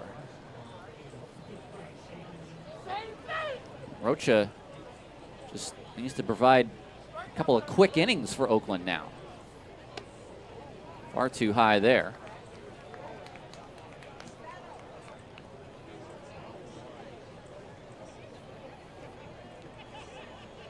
His season in 2023, when he was the player of the year in his college conference, he had 103 strikeouts in 82 innings, a 3.39 ERA, and a 6-1 record.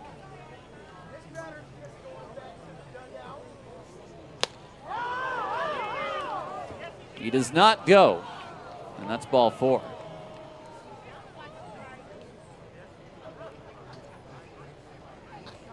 A 1-out walk for Piatkevich, and that'll bring up Kazuski.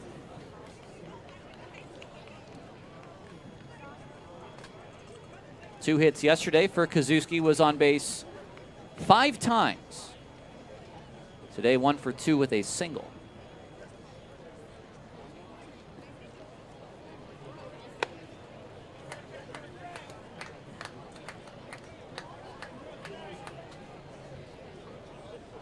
You've got the momentum now early in this ball game. It's swung back to you.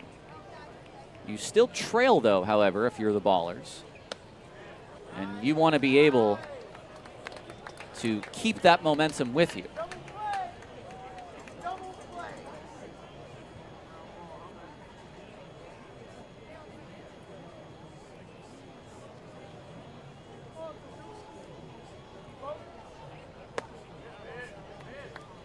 Two and 1.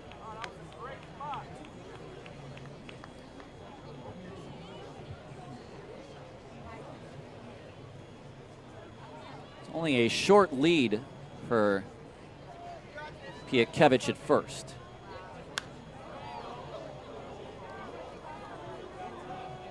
Well, back-to-back nights to begin the season that a Missoula Paddlehead has a multi-homer game. It was two two-run home runs for Nick Klemp yesterday, and it's 2 two-run home runs for Enzo Apodaca today. Takes that in the dirt.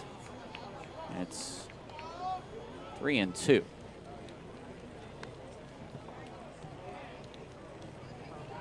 With 1 out and a 3-2 count, be interesting to see whether or not Kevich takes off. Missoula is not afraid to be aggressive, at least through 1.5 games. He goes. It's not in time, and it's thrown into center field instead.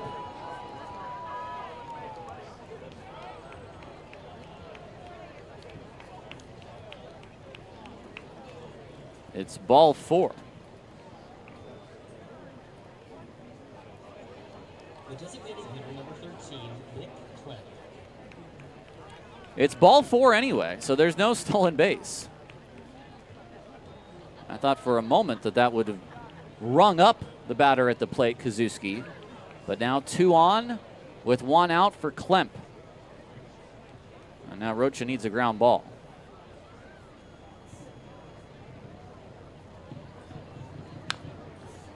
That's fouled away.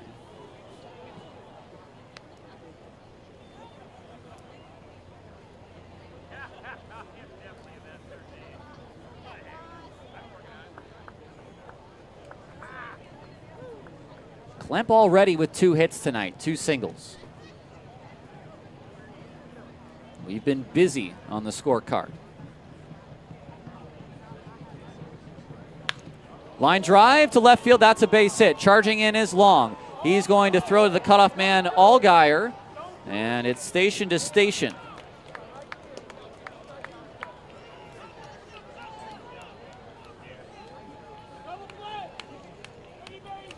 The bases are loaded for Bermudez. The second baseman, number 8, Will Bermudez. Inning has gone strikeout, walk, walk, single. Now Rocha,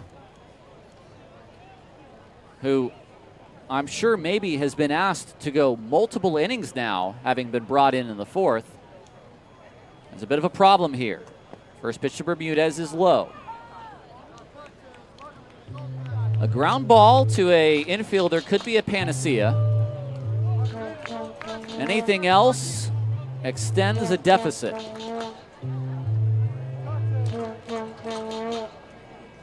And gets the pitch count up already. This will be his 20th pitch. And it's going in the wrong direction for him, 2-0.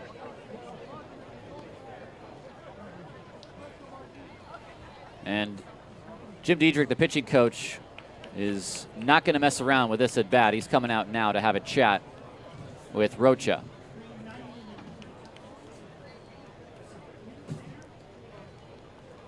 This is swinging the other way now for Missoula. The full swing has not actually come to fruition, but Ballers are certainly playing with fire here.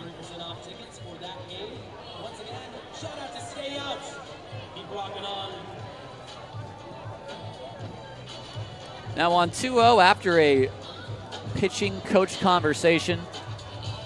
That sounds like a fastball count to me, and perhaps maybe Bermudez, who now has walked twice today already, is thinking the same thing.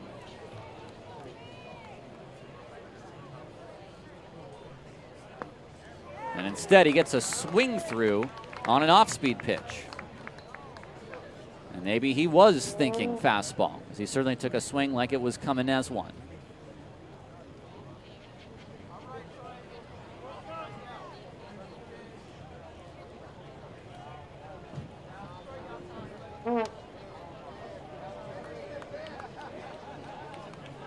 A pitch away now from a third walk for Bermudez, and the most consequential of any of them, as it would drive in a run.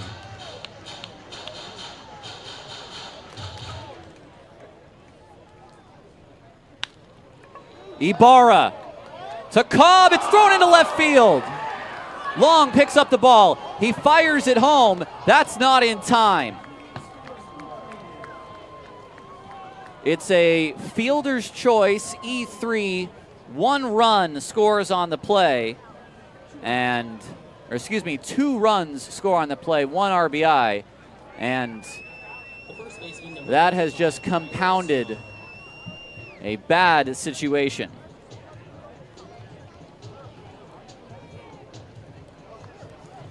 So far, the Ballers have been playing like they had been early last season, which is to say, not well.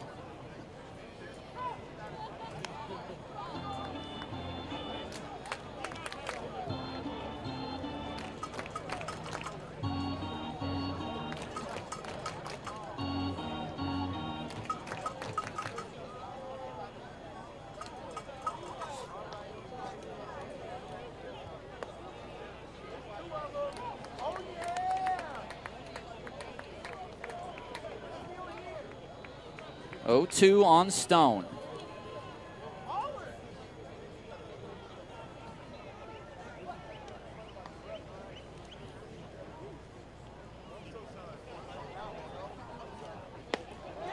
And that's a 3-pitch see ya.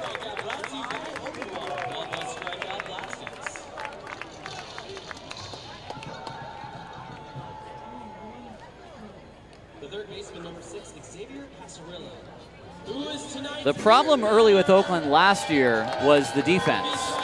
They were booting the ball over the place, something of the order of 12 earned runs in their first series. And You certainly do not want to repeat that to begin this year. Casarilla fouls it away. Diakovic's run is earned, but Kazuski's is not, as he scores on the E3.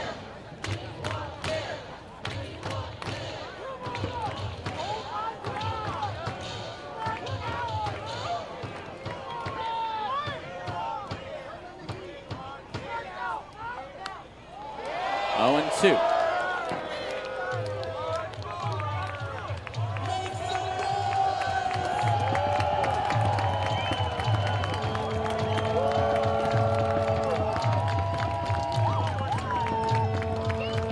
Both runs, I might add, reached base on walks.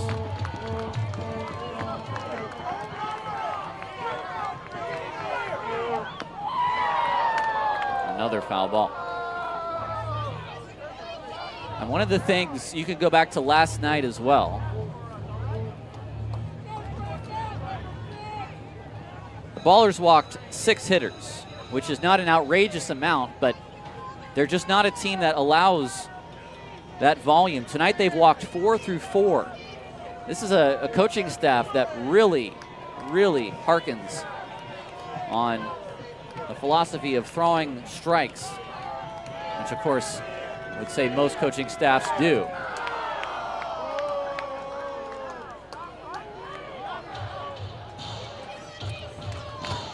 Well, give credit to Rocha. He got the ground ball. And who knows if it would have got him out of the inning anyway. 1 run may have indeed scored on that play, but the ball thrown away by Ibarra. That's strike 3 call. 2 more runs for Missoula. They lead 8-5.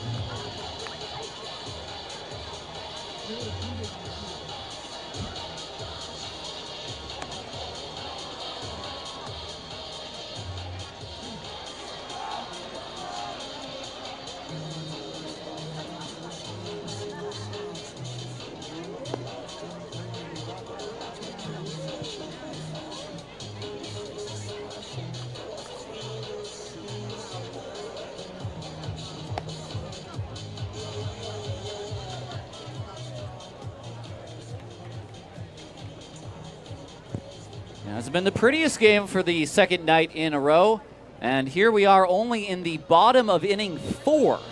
The Ballers trail 8-5. Tyler Peterson with you on Ballers TV. It's a 3-run game, which means there's plenty of time for this to swing back and forth, but a certain unease always sets in games that you can metaphorically picture as a seesaw. Pass down the line, but foul.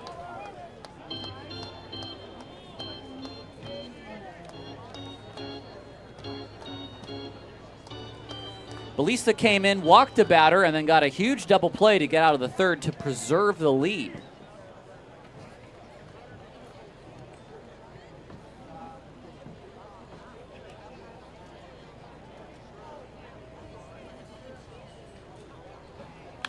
Haas flips this into right, and it will be caught by Apodaca.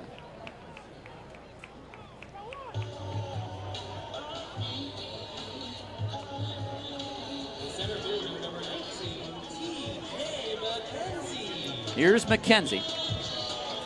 He got things started off in the third inning with a walk which he, by the way, challenged on ball 4 to get that extra ball call. That started a 4-run rally. Here he takes a strike. Got this 1-9.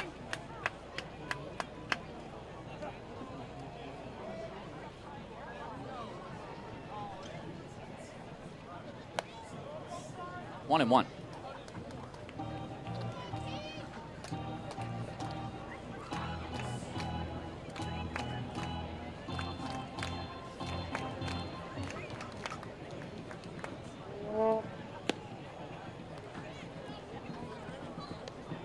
They gave up 4. They got 4 back. An immediate response. You love to see that. They gave up 2. Can they respond back?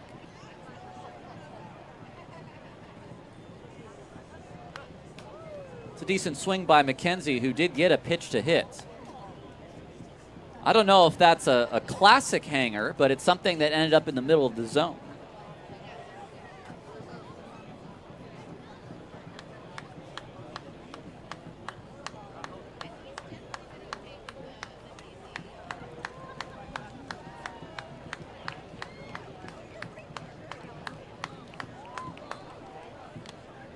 And that's a strikeout. McKenzie looking behind him.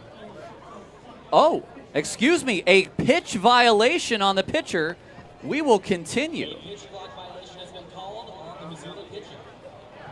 Wow. Ballista had a strikeout. Wow, what a huge call. McKenzie with a second life. And that's hit to left field and deep, and that baby is gone. How about that?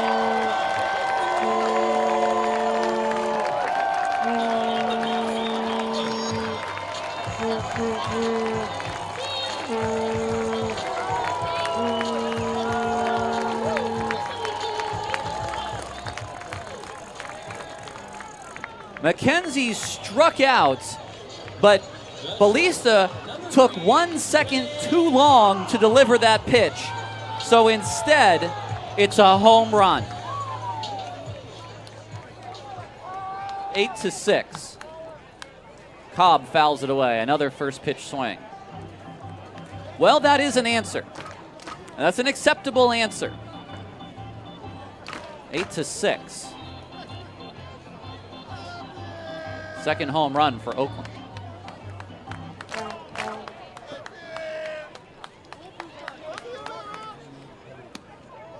One and one. That pitch might have been a little bit more of a hanger than the one that McKenzie fouled back, but I think he was sitting breaking ball there.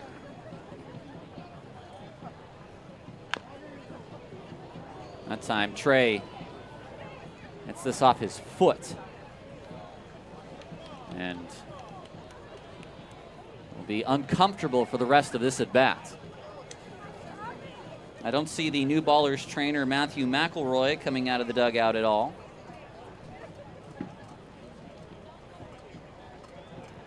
And as Aaron Miles likes to say, baseball is played by tough men, and that includes when you hit a ball off your foot.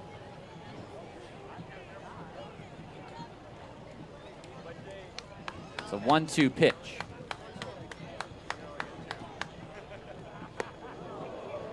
2-2.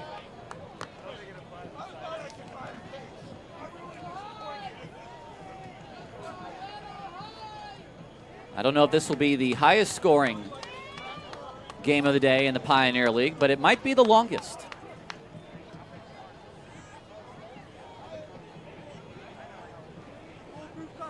We'll check our scoreboard when we get to the 6th inning, if we get to the 6th inning.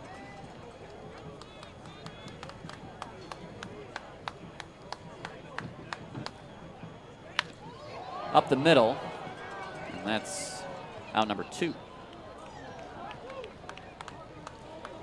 Bermudez, who has looked sure-handed both at short and second. Left fielder number 17, Jacoby Long.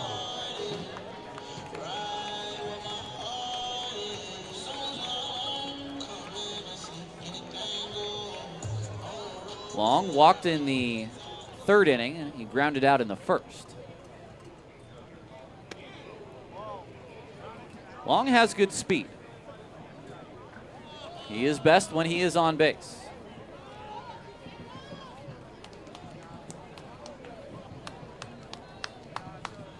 Ooh, heads up.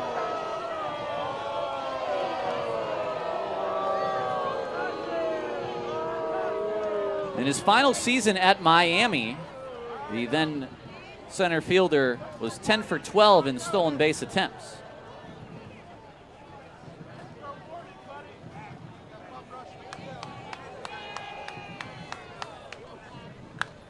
Down the line and foul. Got a breaking ball that he could do something with.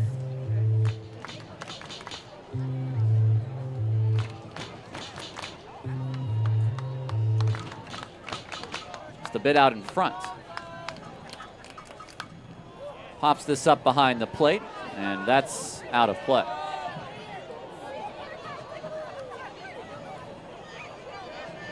Well, the Ballers get something from this inning. It's the McKenzie home run to make it a 2-run game, but it's up to Long to see if he can start a 2-out rally.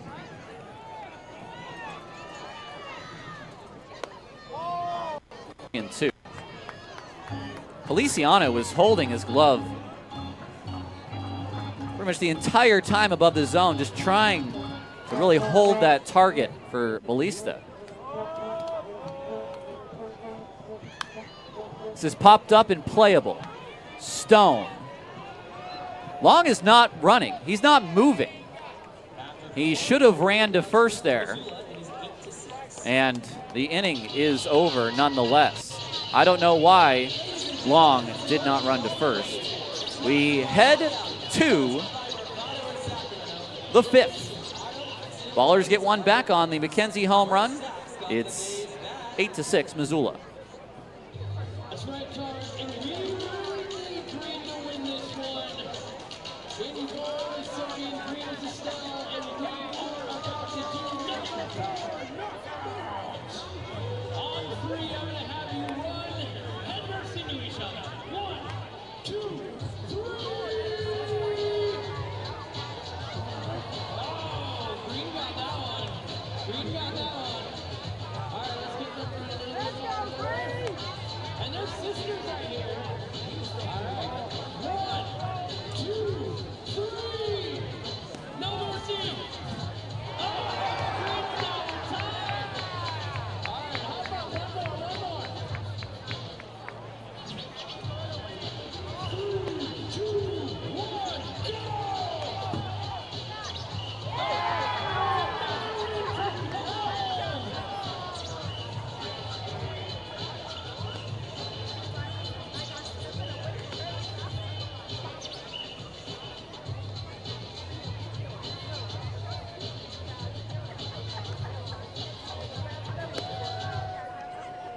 Well, hopefully you like gold because it's 4-0 gold here. My goodness.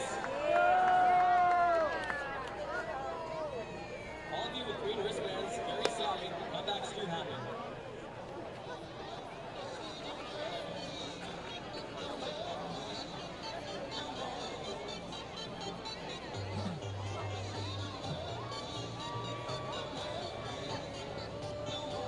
Leading off the 5th, Missoula, the right fielder, number 4. Liam Rocha will get a second inning out of the Ballers bullpen, an 8-6 Missoula lead. Live from West Oakland, we welcome in our local Oakland audience, those watching in Missoula, all around the U.S. and around the world. That is a base hit for Enzo Apodaca, and the buried trampoline strikes again. I don't know where these hops are coming from.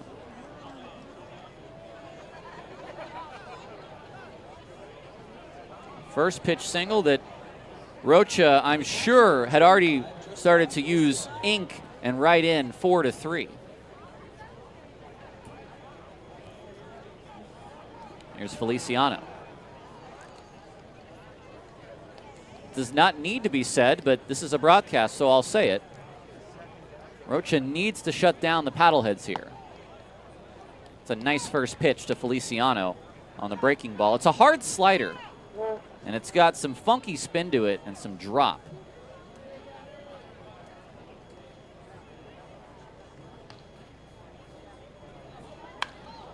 Leahy could be 2, and it is.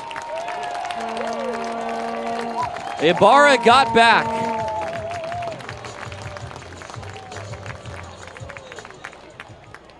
That is more like it. As far as Rocha is saying, finally a ground ball that nets me some outs.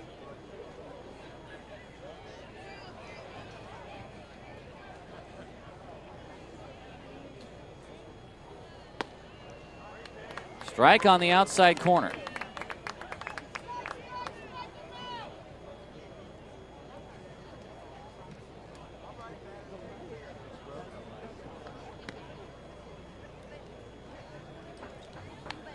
Barry is 0 for 2, a ground out and a strikeout.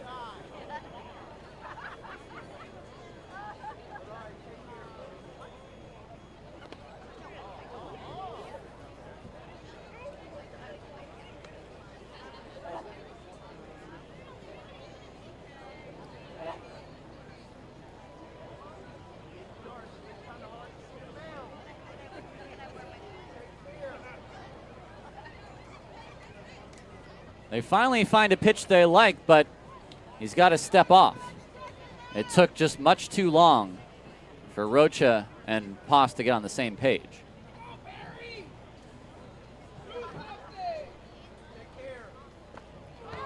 Swing through on the slider. It's 2-2. The Ballers are looking for their first 1-2-3 inning of the day. They only had 2 of those last night.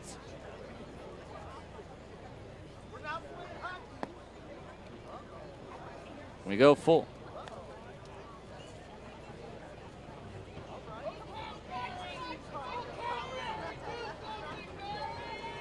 The payoff with 2 outs. More action for Leahy. And he ends the inning. 3 up and 3 down. Ballers trail by 2 as we head to the bottom of the 5th on Ballers TV.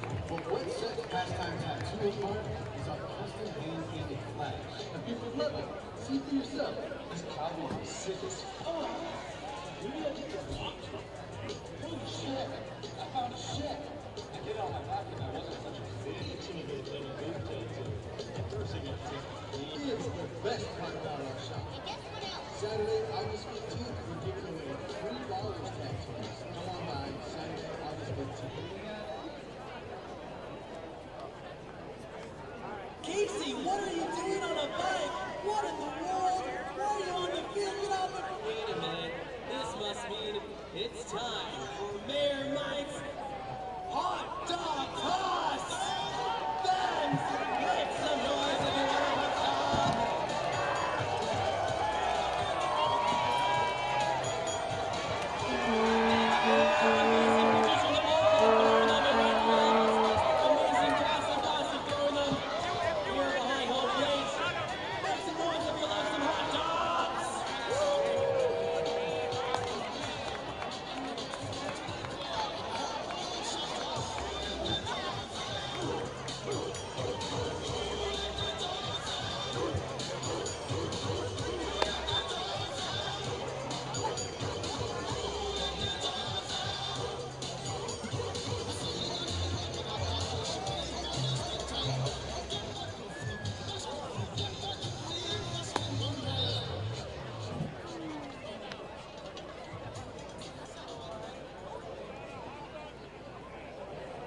A lefty now out of the bullpen for Missoula in this 8-6 contest in the bottom of inning 5. Back and forth we go on Ballers TV. I'm Tyler Peterson. Glad that you could join us. I also want to say hello to those listening on the television simulcast, our audio-only stream on YouTube, who are not getting the benefit of the pictures, but we still want to make sure that it is available to you through that medium. The new lefty is Jaden Bishop, 25 years old, from Zephyr Hills, Florida. Florida International University, last played for the Lake Erie Crushers of the Frontier League. He will face the lefty Ibarra, who already has 2 RBI tonight, 1 on a ground out and 1 on the RBI single.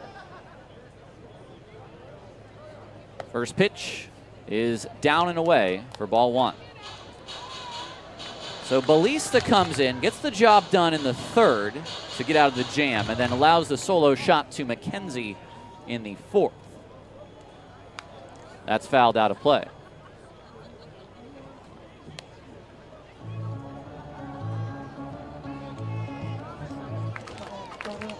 Good work from Rocha in the 5th. His night, I don't know if it's done or whether he's going out for a 3rd. They may need him to stretch for a 3rd tonight, especially with the 4 innings the bullpen covered last night. 2-1. Jake Turk is kind of styled right now as a long reliever, and he did his job with 2 shutout innings. And David Clark, who might also be used in a similar role, just 1 run allowed in 2 innings last night. Inside for ball 3. Feliciano has been very protective of the challenges so far. A 3-1 to Ibarra. It's pretty much poured in right down the middle of the zone.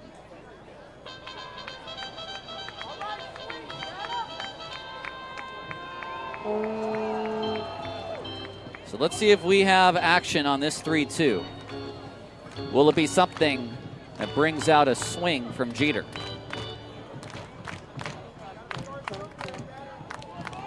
Bishop throws. That's fouled back, and that is a good swing. That's a fastball on the outer part of the plate. And if you're Ibarra trying to pull that pitch, then you're going to come up empty.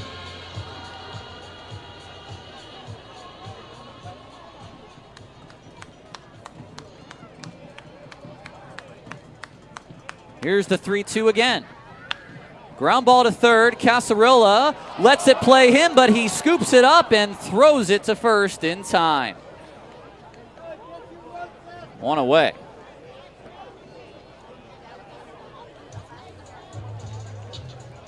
Now here's today's current offensive standout, Noah Blythe, who had a 3-run home run in the 3rd inning.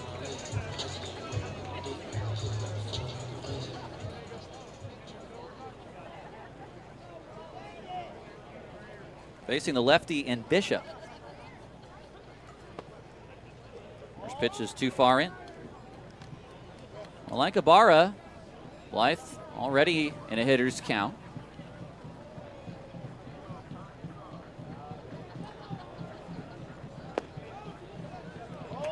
And it balloons to 2-0.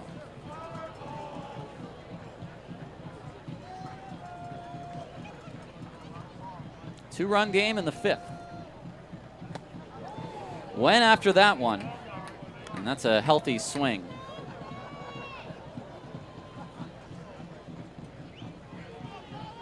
The sun has set almost entirely.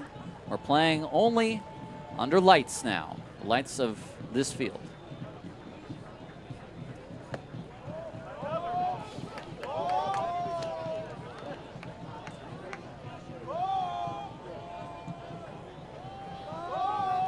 Back-to-back 3-ball counts to the first 2 hitters for Bishop.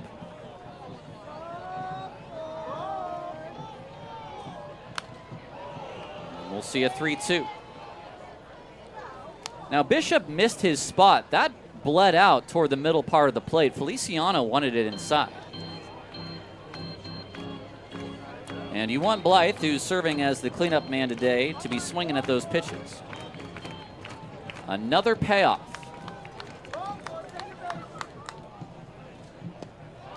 He takes that low for ball 4. It's a 1-out walk.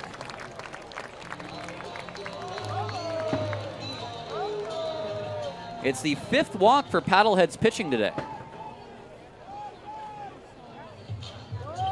Last night, it was 5 for the whole game. And here's Shepard. A strikeout and a walk thus far.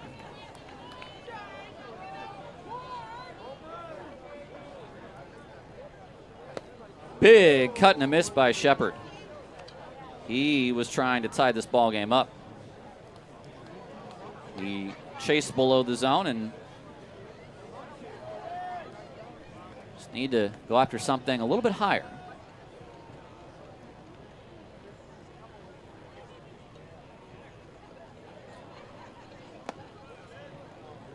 Quick 0-2.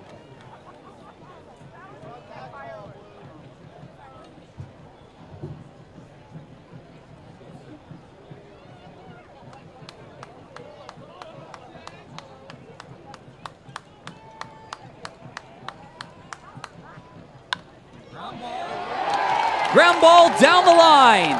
Shepard has his first pro hit. He's headed into second with a double. And the Ballers are in business.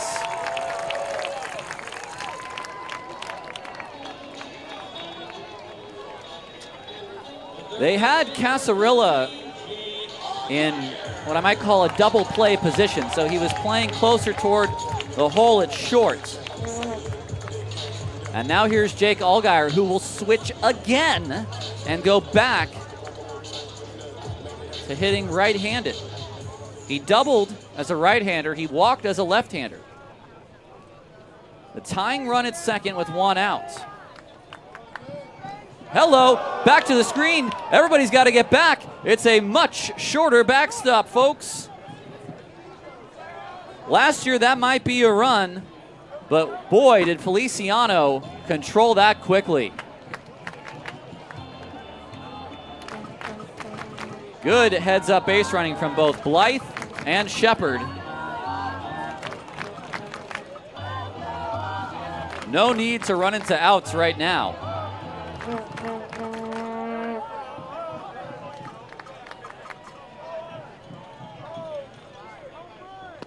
Half swing, challenged by Feliciano.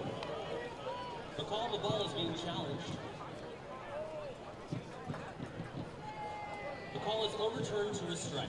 1-1 the count on the curveball. So Feliciano finally uses a challenge, and it was one he was sure of. A ground ball gets a run home. Ground ball up the middle. It's stopped by Piotkevich. It will get a run home. The out is at first. It's 8-7.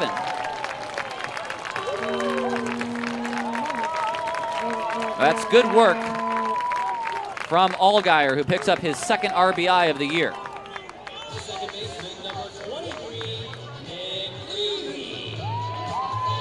And now Nick Leahy. He was 0 for 2 yesterday with a pair of walks. He's 0 for 2 today. This would be a huge time for his first hit of the year.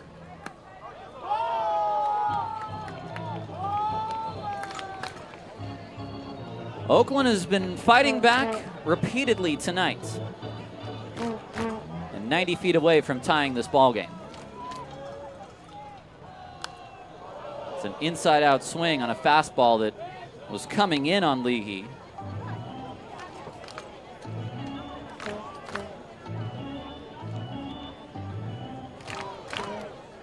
It's close enough to the zone that you got to swing at it. It's Shepard at third.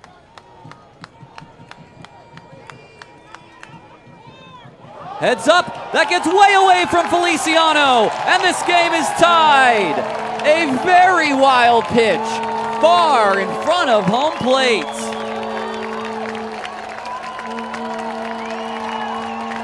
Look at this thing spike up.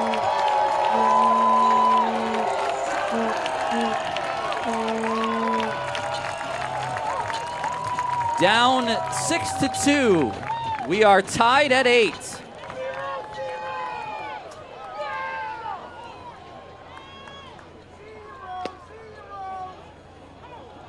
Two and two.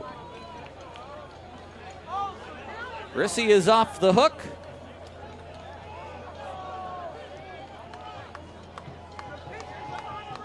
And we start fresh. 3-2.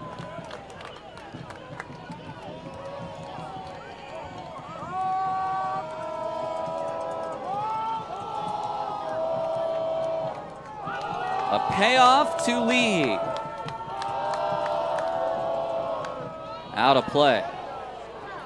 A lot of 3-ball counts this inning for Bishop. He's thrown 25 pitches, and he's allowed the 2 runs. The big hit in the inning, the double for Shepard that put men at second and third. And then the ground attack after that.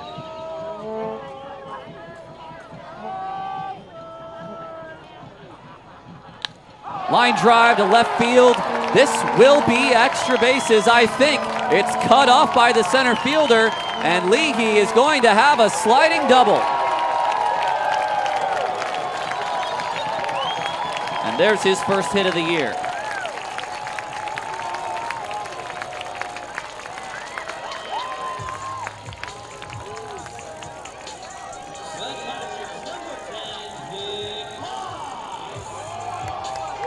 And now Nick Poss. Oh, what's this?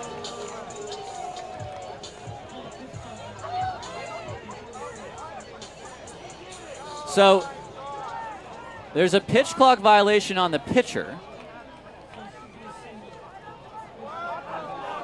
Or no, excuse me.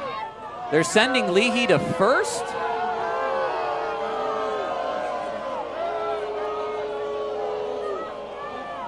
Wow. Aaron Miles is not happy. And the second such violation as called by Ruben Candelario.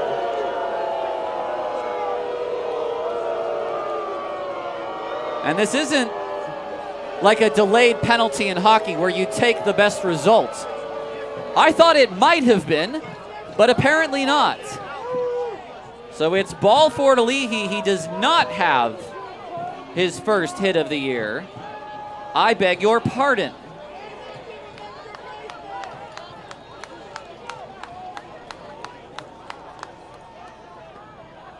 And the first pitch to Poss is down low. Well, we did hear that it was a point of emphasis this year from our umpires that they were going to be very stringent on the pitch clock. And as it turns out, they are. 1-0 to Leahy, or rather Poss, now 2-0 to Poss. Wow.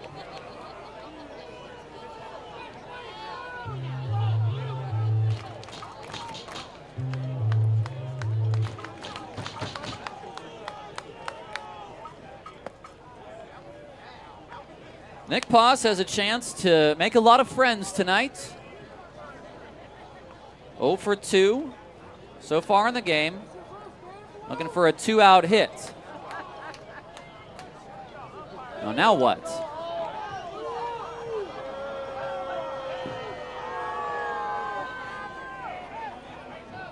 There is a light in the crowd. And that's coming from one of our cameras.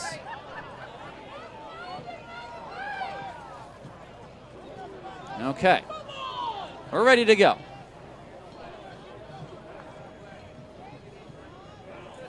Two and 1 to Poss. This will be a 5-hour game, folks. It's popped up, and that's out of play in front of that curveball.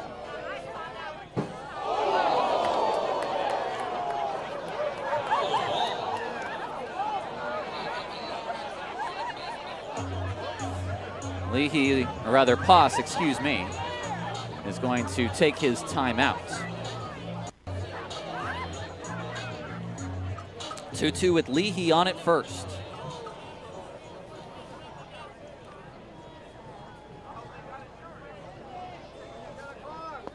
Nice take, and we go full.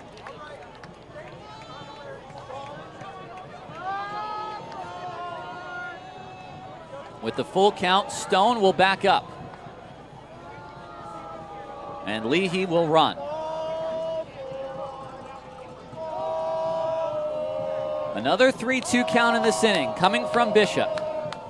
Here it is to Poss. Ball 4.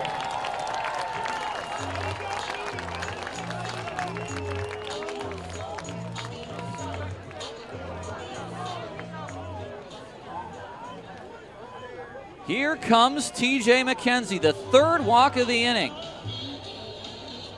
The center fielder, number 19, TJ McKenzie. This is early season baseball, folks. Most of these teams only have a week of spring training.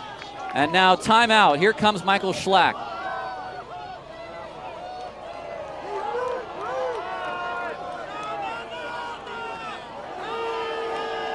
He's taking the baseball. We will take a break. 8-8 our score on Ballers TV.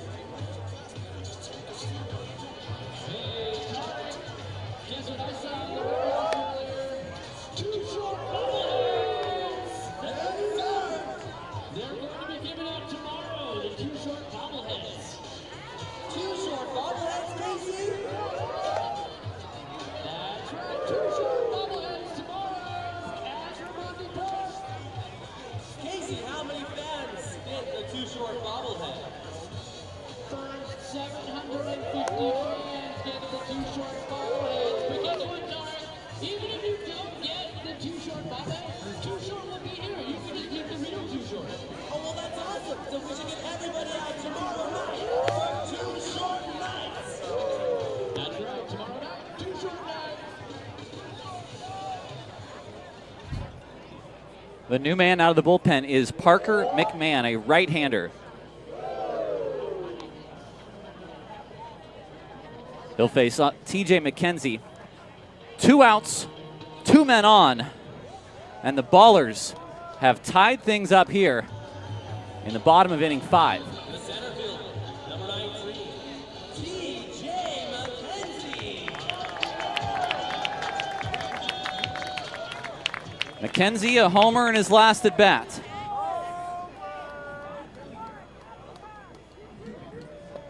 Takes a first pitch breaking ball low.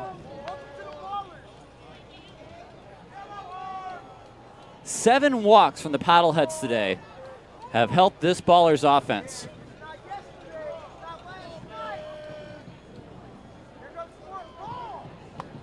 One and one. McMahon, 24 years old, from Bellevue University, from Bozeman, Montana.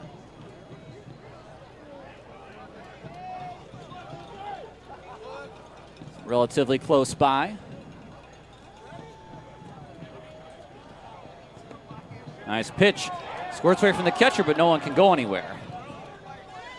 Bozeman, Montana is the home of Montana State, which are rivals of Montana University, which of course call Missoula their home.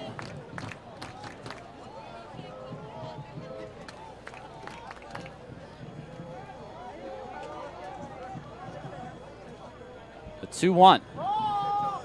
McKenzie's under it and way out in front.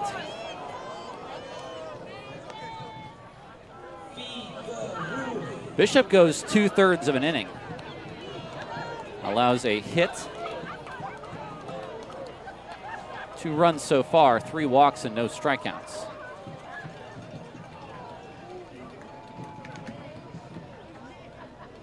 The 2-2 now to McKenzie. Out in front and foul. Might have been a little high. McKenzie only able to top that down the line.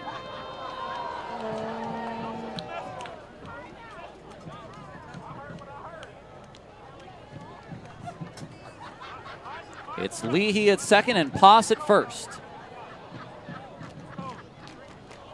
3-2. Another 3-2 count.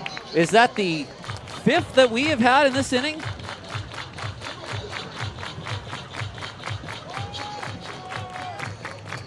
Runners will be off. McMahon versus McKenzie. Here it is. Down the line, deep, and McKenzie has hit it out.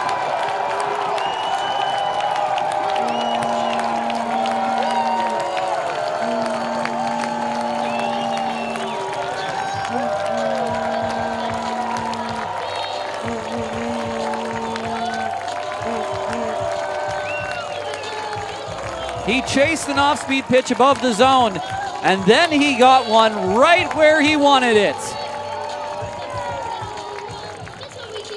It's been the Paddleheads with the multi-home run games in these first 2 days, but now the Ballers have one of theirs.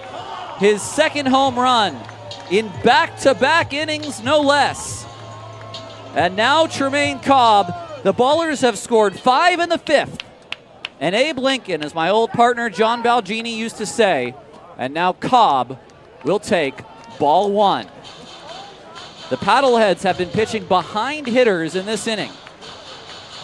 And it's had similar success as the Ballers did yesterday when they were doing so. This is a Pioneer League game to be sure. 2-0. You don't get these games in California. This ballpark statistically is the hardest to hit in, the lowest batting average in the entire league. But not so these first 2 days. 2-1 the count.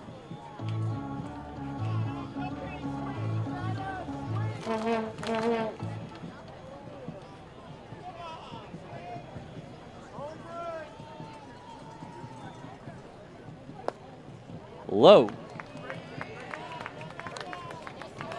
The runners of Leahy and Poss both go on the line of Bishop, who now officially has given up 4 runs.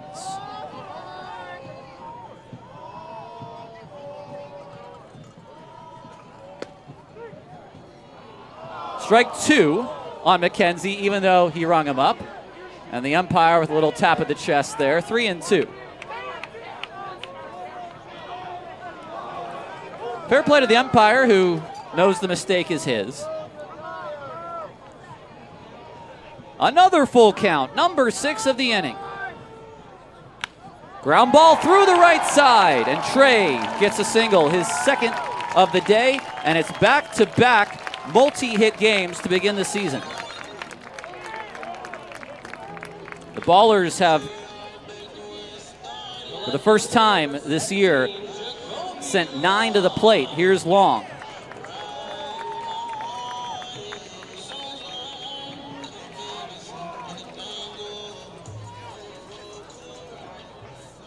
With 2 outs and the Ballers up 3. Let's see if Cobb goes. He's got a nice lead. Long, a high chopper. Charging in Bermudez, and his throw in plenty of time. 5 runs for Oakland. 3 coming on the 3-run shot by McKenzie, and they lead now 11-8 as we are going to only the 6th inning of tonight's ball game here on Ballers TV.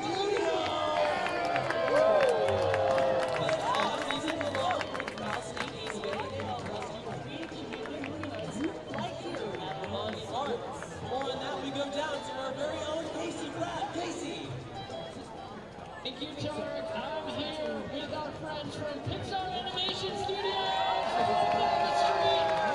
know they're going to be busy because they have Toy Story 5 coming out soon, but Scrappy wanted to honor you guys with his favorite name in the entire world. It's Garbage!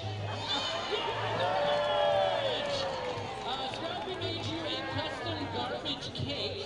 It says, "Congratulations, Pixar" on it, as you can see here.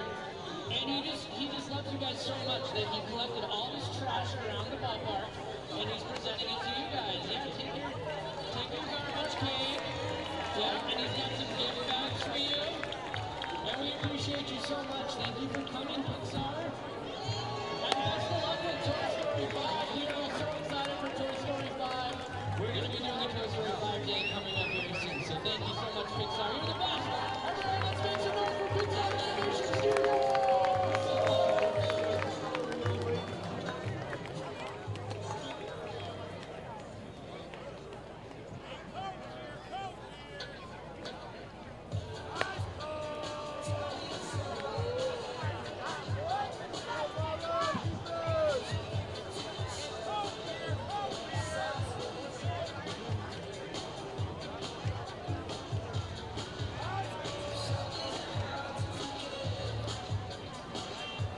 We have reached the 6th inning. Welcome back to Ballers TV, some 2.5 hours in. But the Ballers have retaken the lead. It's 11-8. And Liam Rocha back on the hill and fires in strike 1.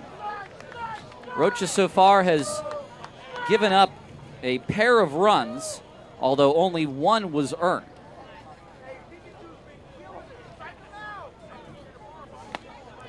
It's a quick 0-2.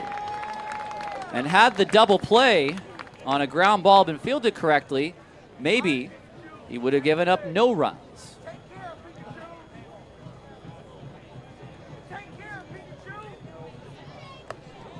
Too high.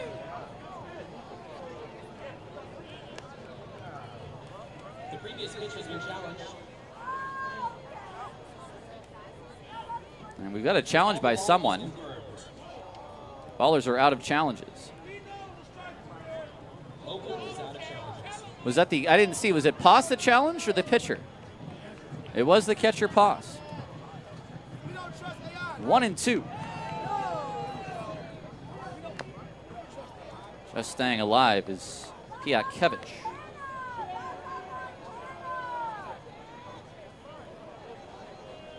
So they've come back with a combined 10 runs in the last 3 innings.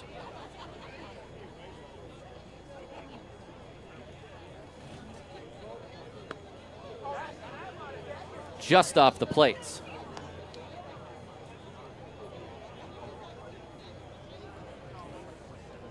.93 on the outside. That's a tough take from Piatkevich. 0 for 1 with a walk. And now he'll see the 3rd ball. From 1-2 to 3-2. And you want to have the at-bat done within 5 pitches, if at all possible. A 3-2. Swing and a miss. The changeup from Rocha, and that is his 4th strikeout out of the pen.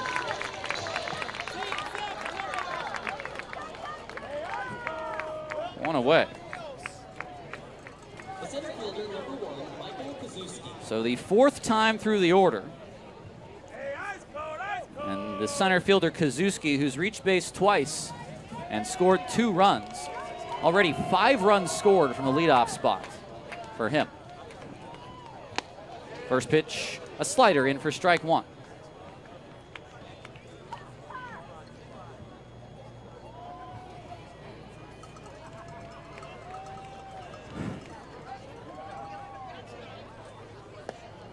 Too low.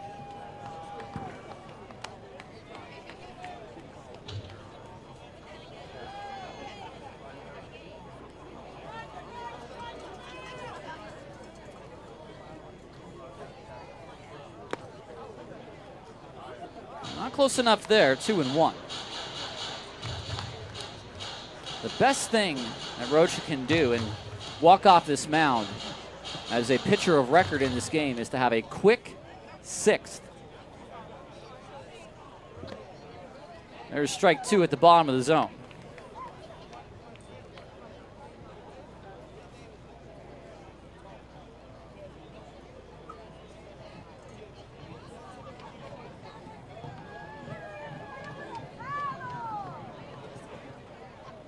Three and 2 now.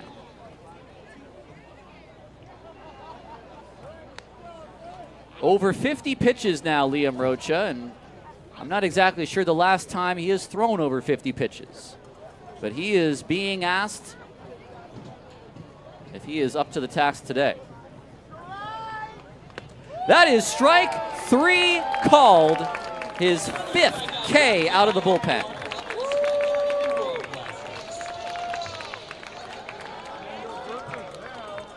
That slider is, I would have to imagine, the pitch that the Twins signed him on. Now Nick Klemp.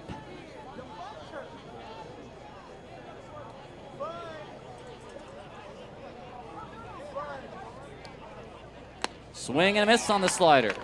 0-1.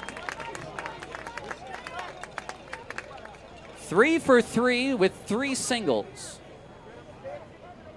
Already 6 hits in not even 2 games. A quick 0-2. He had a 1-2-3 5th.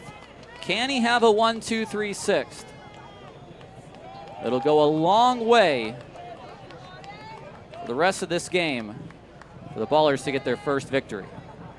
It's an 0-2 pitch. Here it is. He got him! He strikes out the side and walks off the mound with 6 strikeouts in 3 innings. We head to the bottom of inning 6. That's got to be the quickest half inning of the night. 11-8 Ballers on Ballers TV. Thursday, kickoff tomorrow, and most importantly, once again, as we just mentioned, Too Short will be in the house. 750 fans get a Too Short bobblehead. It's going to be a great time. We'll see you out there tomorrow. And right now, Casey, you're in a very special part of the ballpark, aren't you? That's right, Tarek. I'm out here in the free agent section.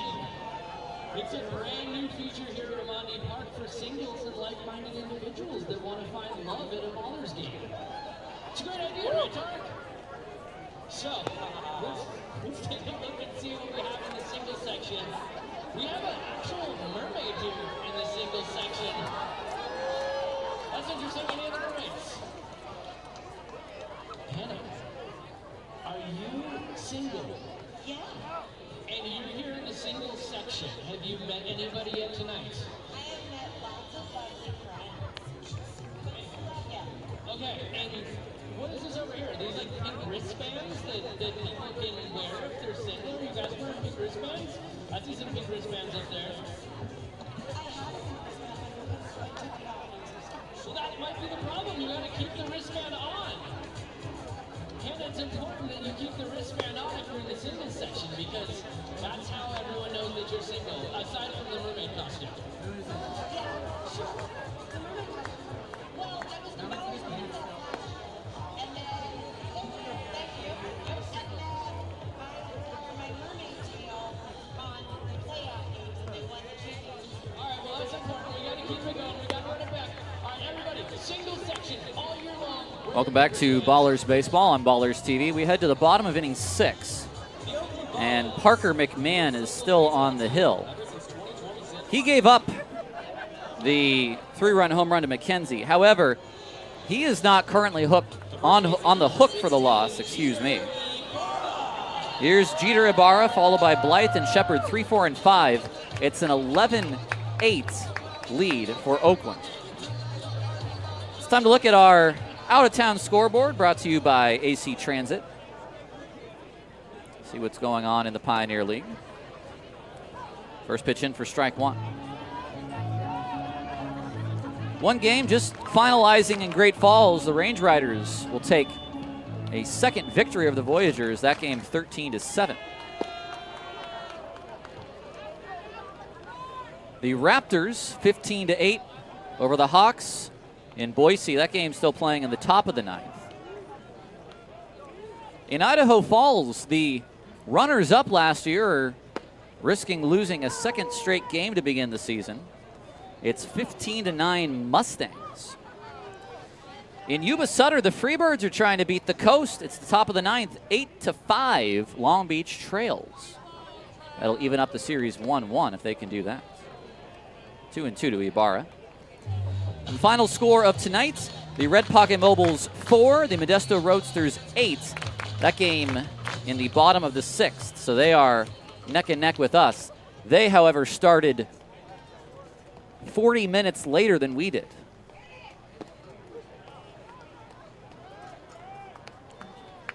Well, as I've said, I think 7 consecutive batters, it almost feels like. A 3-2 count now to Ibarra.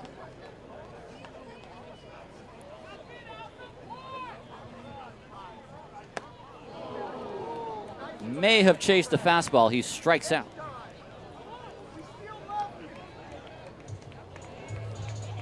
Man has a K. Here's Blythe.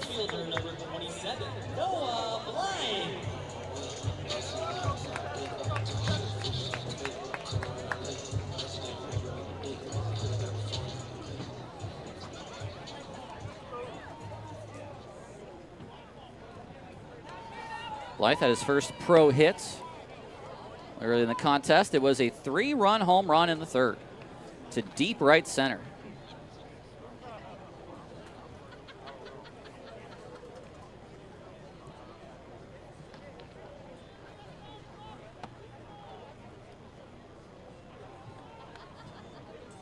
Scored 2 runs in the contest. He's also walked, officially 1 for 2.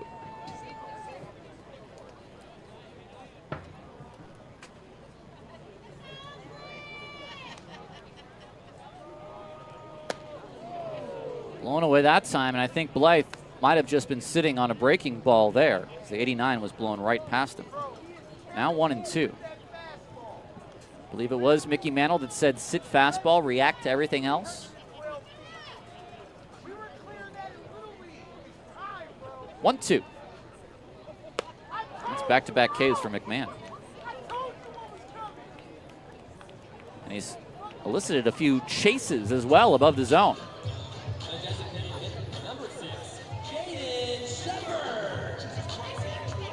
Here's Shepard, who really was able to set the table well for that rally in the 5th. Had a double down the line. 1 for 2, double and a walk. That's toward right center field. That'll stay in the ballpark, as that is caught by the right fielder, Apodaca, and we move on. Well, in a game that's been over 2.5 hours, maybe a 10-minute 6th inning, we stay 11-8 Ballers as we head to the 7th on Ballers TV. Ballers fans, it's the last call. This is your last call for alcohol and concession sales, as it will end at the first pitch of the 8th inning. So plan accordingly to get a cold drink and some delicious food. Down to you, Casey. Thank you, Tarek. I'm at the merch booth, and you know it's ring night, so I'm just letting you know right now, we have these Ballers Community Championship rings in the merch booth. 73.23, that was our record last year. That is coincidentally the price of these Community Championship rings. Very same ring that Elisa Liu rocks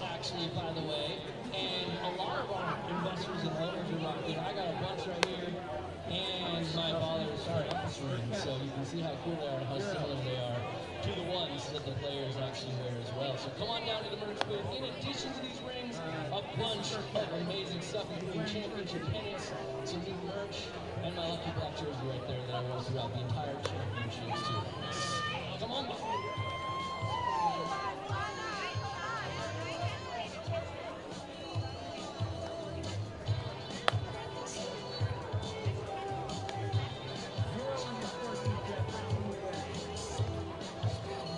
Now pitching for the Oakland Ballers, number 13, Langston Burkett.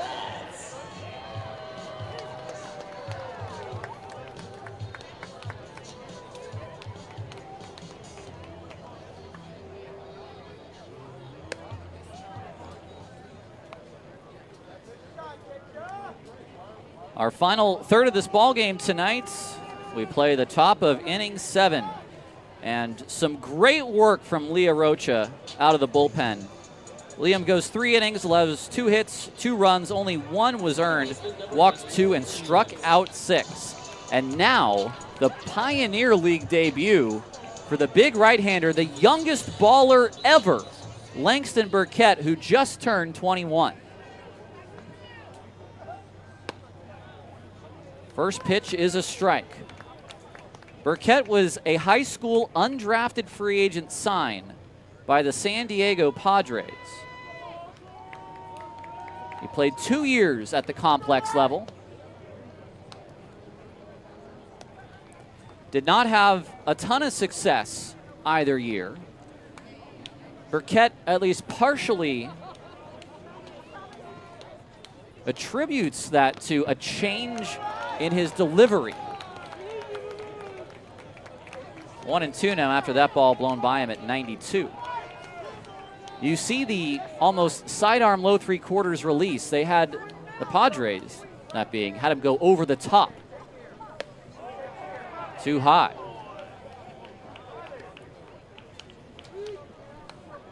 Four-seam sinker, sweeper, changeup, cutter for Burkett.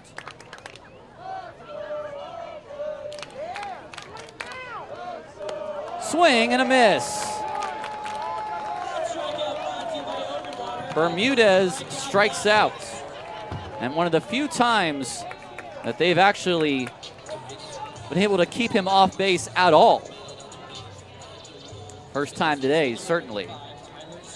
Here's Tyler Stone. 91 that time from Burkett. Stone is 0 for 3, 2 Ks and a double play. Fouled back at 92. Well, Burkett this offseason, still so young to be in this level of independent baseball where most of the players are 23, 24, 25 out of college. Burkett would otherwise just be a junior and perhaps would have been at San Jose State where he initially committed, perhaps would have transferred as so many athletes do these days by his junior year. But we're happy to have him here and try to get him back on track to potential major league promise. 2-1 to Stone.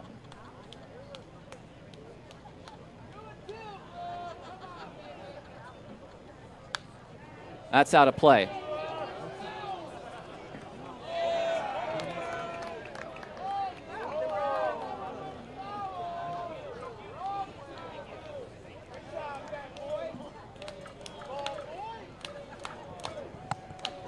Four consecutive strikeouts by Ballers pitchers. Can Burkett get a 5th?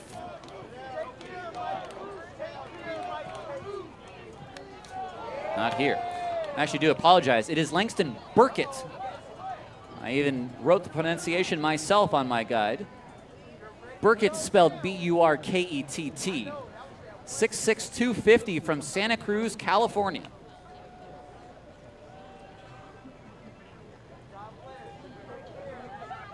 Ground ball back to Burkett. 2 away.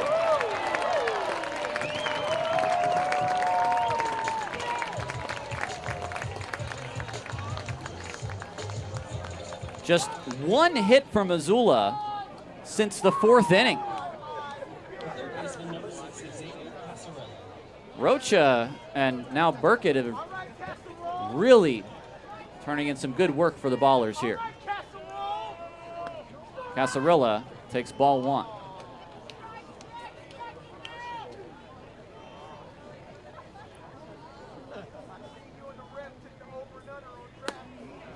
There's a strike at the bottom of the zone. 93 from Burkett.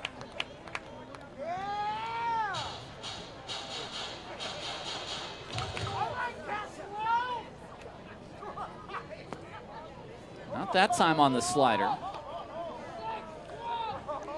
That's spinning at 2,900. That is one heck of a slider. And now a swing through at 92. Well, the age and this data, he may not be here very long.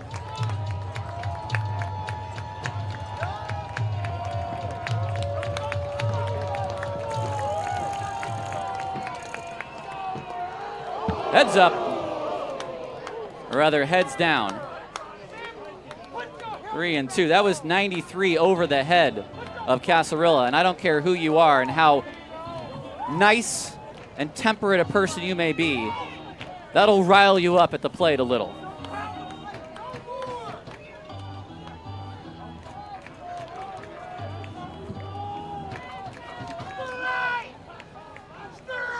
Three, 2. Cobb. And the ballers go 1, 2, 3 in the 7th. Time to stretch. Oakland leads 11-8 on Ballers TV.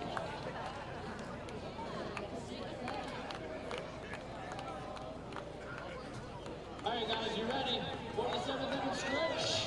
I'm gonna have you sing on 3. 1, 2, 3.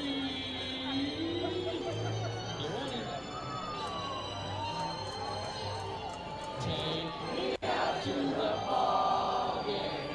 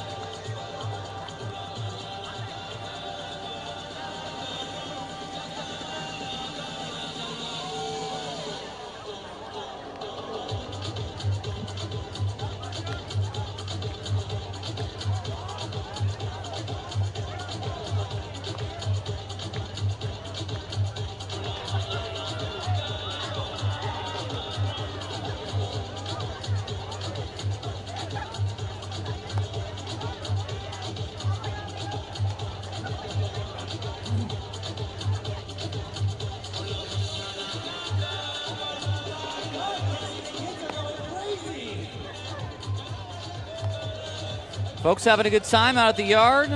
We've stretched and we've needed to stretch tonight. It's been a long game, and as a baseball fan, you kind of trade the extra little bit of time you have to sit through a game if your team can come through with a win at the end of it. But it has not been the cleanest game on either side, and that's, I think, a fair representation of this league for its first week, no matter what year it is. Here's Allgaier.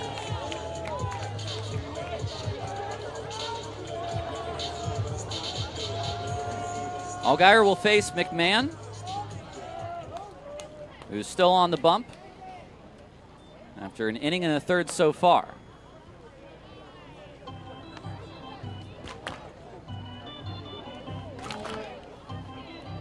Jake's been productive. A double, a walk, and then an RBI ground out. Things have settled down just slightly.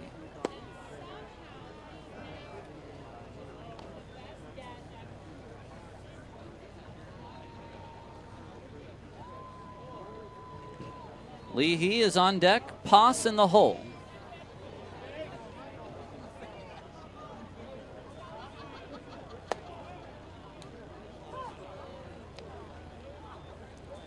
Now, I'm interested to see how Aaron Miles uses his bullpen. Will he send Burkett out there for a second, or will we see Cisneros in the 8th and then a closer Nelly in the 9th, Braden Nelson? That was an overhand curveball, a telegraphed overhand curveball, I might say, as well. Looking at the grip and the arm action of McMahon there, and a swing and a miss by Allgaier.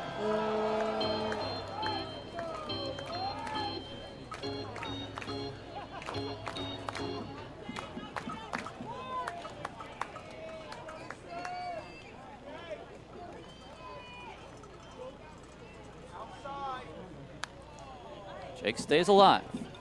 Well, McMahon really has not thrown all that much. He's only thrown what will now be the next one, his 30th pitch, even though he's now been in parts of 3 innings. And the Paddleheads don't want to burn their bullpen any more than the Ballers do. And it's not like Beard went very deep yesterday in that victory, and that curveball gets Jake Allgaier. Beard only went 4 and 2/3. The rest was picked up by Timmons, who went a third of an inning. Grant Garza, who pitched 3 and got the victory. And the last inning taken by Weschler.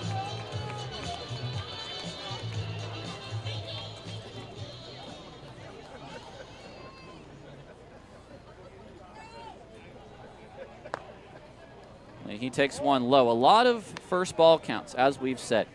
And so far, it's been the hallmark of, I would say, the deciding factor if we're just taking these 2 games as a small sample size. Who's having the success at the plate between pitcher and batter?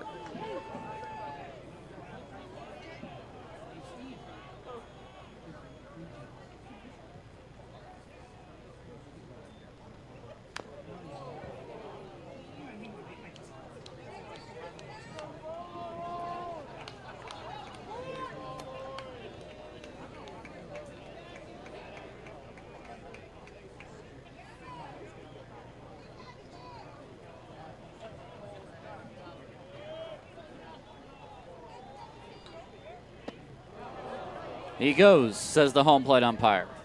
4 Ks now. Well, if you want to talk about McMahon's night,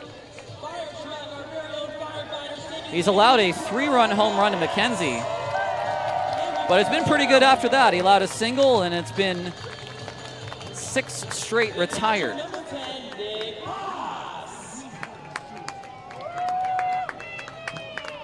So Nick, and now Nick, as Poss takes a strike.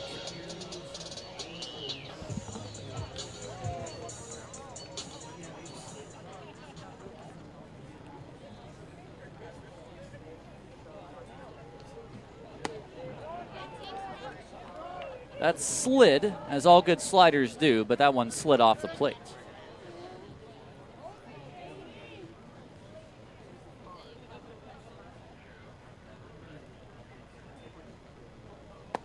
Poss swings through that one, 1-2.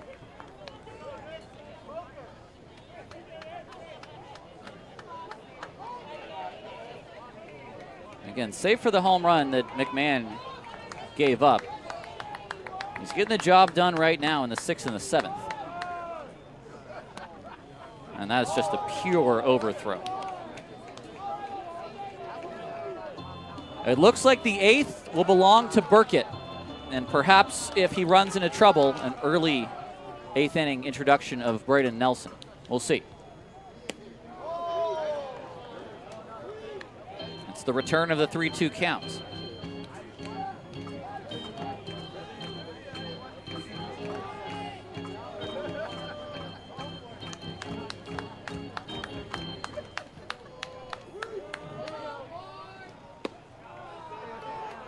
Ball 4.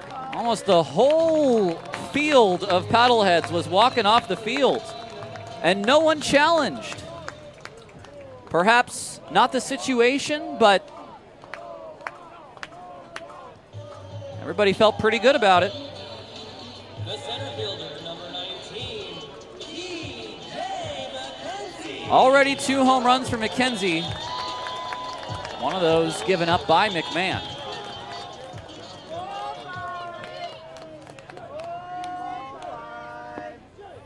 And that's a pretty good pitch to start the at-bat for McKenzie, because you're talking about a guy who's been aggressive tonight that maybe is kind of sitting on the hat trick of home runs and may want to take a big swing to begin the at-bat, but instead a patient take.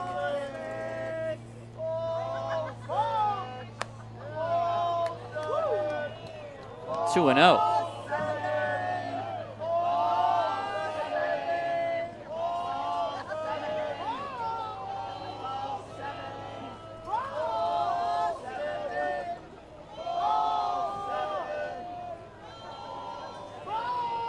McKenzie to right field.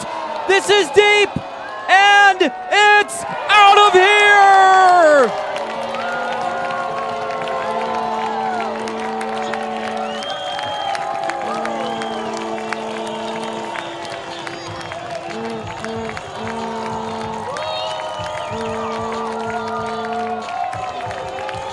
Three home runs for TJ McKenzie.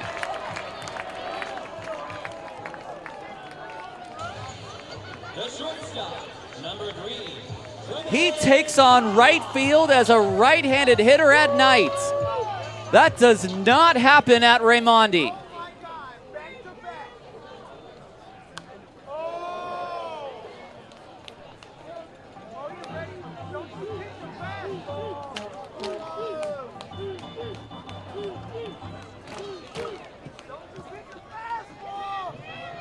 Five RBI for McKenzie, 3 home runs.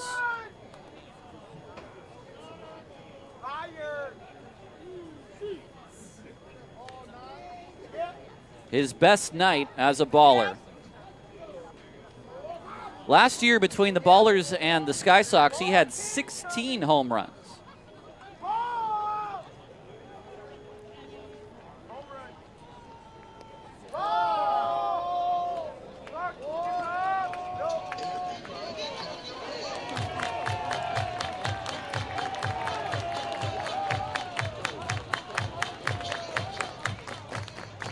What a wolf in sheep's clothing this inning has been for Missoula.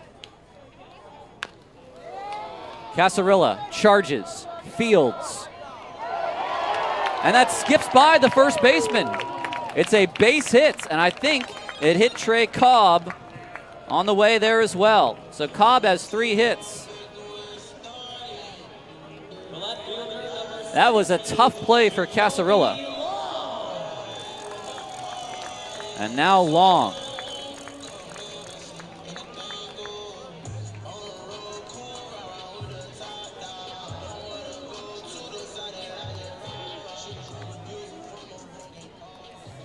Take it back. 6 RBI for McKenzie. I shortchanged him one.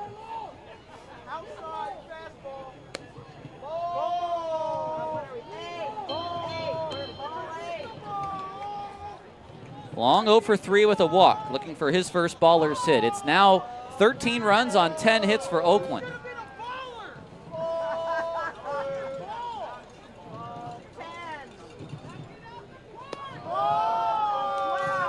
Another ball.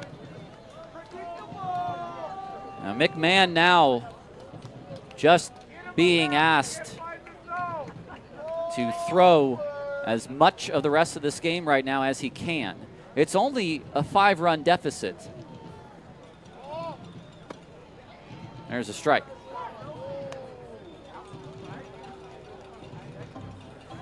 Two more runs for Oakland, and again it's McKenzie.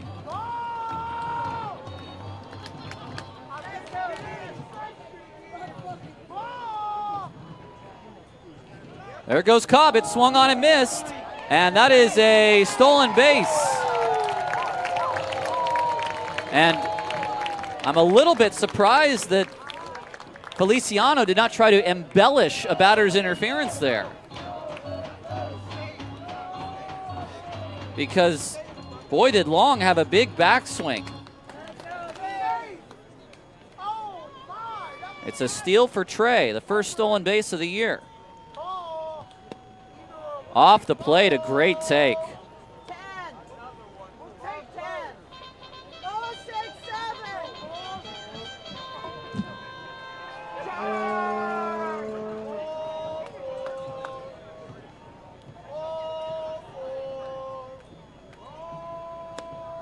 All four.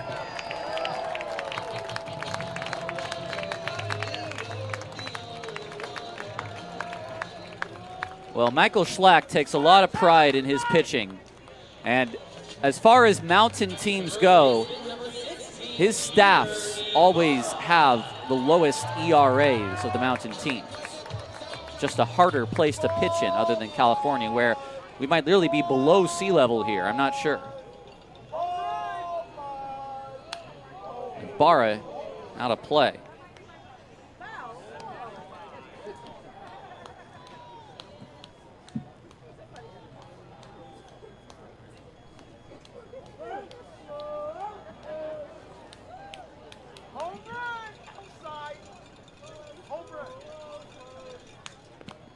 That's in the dirt.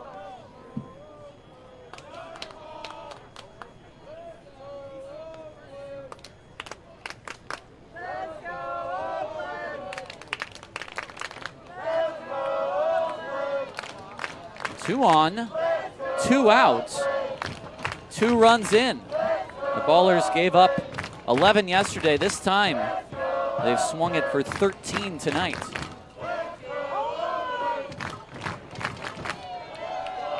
There go the runners again. The throw to second is not in time. A double steal.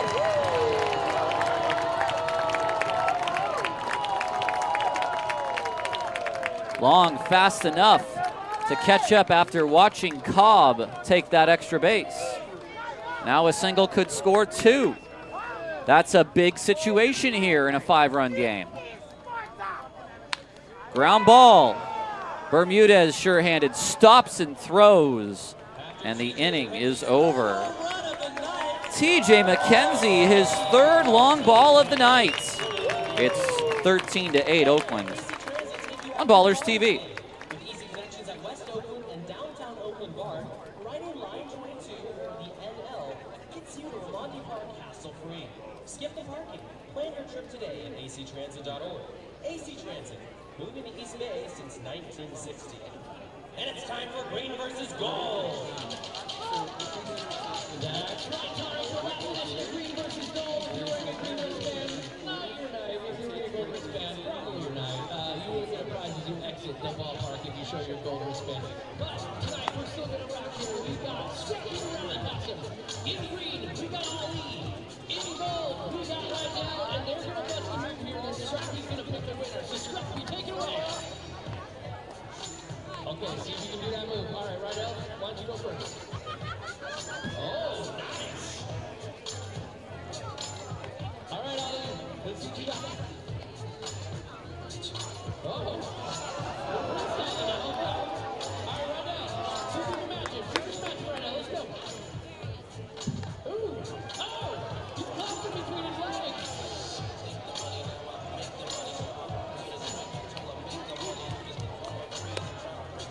All right, Ali, see what you got. Oh! This might be impossible here. This might be impossible, but Scrappy, I'm going to need you to pick the winner. Scrappy, who's winning one? Green and gold! Ali or Rydell? He's giving it to Rydell. Tie? We can't tie. All right, fine, we can tie. Go Darty. Go Darty, guys. Welcome back to Ballers Baseball. Top of the 8th. Oakland leads 13-8 in a very wild contest. The Ballers have scored now the last 8 runs of the game. I'm Tyler Peterson, going solo tonight. I do have Nico, our technical director, who is down in Buenos Aires, down in Argentina. Thank you very much for helping us out tonight. Enzo Apodaca, Joscar Feliciano, Leighton Berry face off against Langston Burkett in his second inning of work. Strike him out! At a 1-2-3 7th inning in his first inning as a baller. Strikeout and 2 groundouts.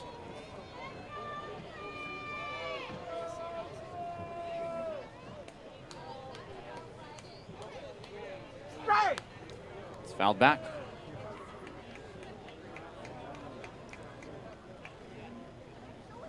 It's hard to know how guys will perform on just one appearance, but if you go back to the San Jose game, that man right there had a really nice appearance against the San Jose Giants. Tried to backdoor Apodaca, and he was not going to have that.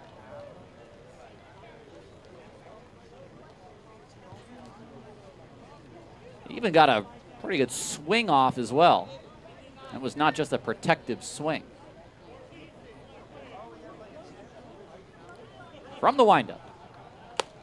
Too hot.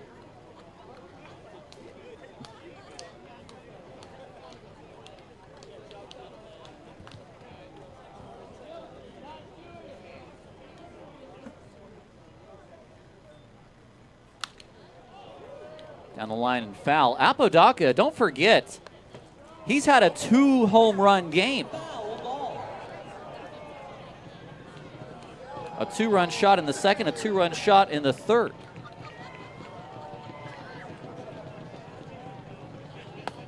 Swing and a miss, much too late.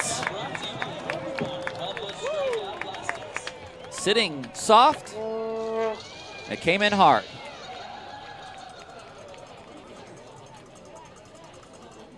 The catcher, number 25, Joscar Feliciano.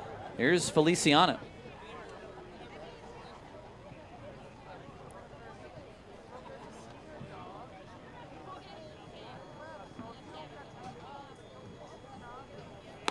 Pitch outside. Tomorrow is the series finale, just a short 3-gamer. Missoula will be back in Oakland later this year in August. And the Ballers will visit the Paddleheads in 3 weeks' time. The 2 best teams in the league, each of the last 2 years, and they're going to play each other some 15 times, I do believe, which will, I think, help add a little bit of parity, having the top teams play each other. 1-2. Strike 3 call. Feliciano is going to challenge.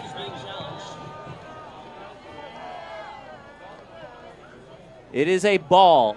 Overturned to a ball. The call is overturned to a ball.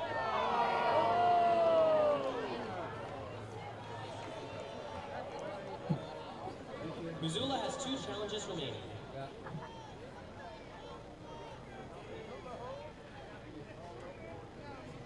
So 2-2 to Feliciano now.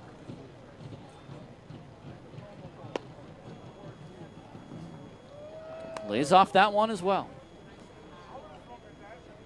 These sliders are coming in at 2,900 RPMs. I mean, that's like a big league breaking ball.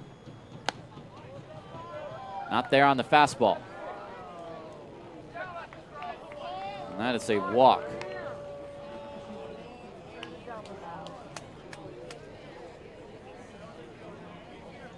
The left fielder, number 18, Leighton. It's the first time a batter has reached base in 9 batters for the Paddleheads.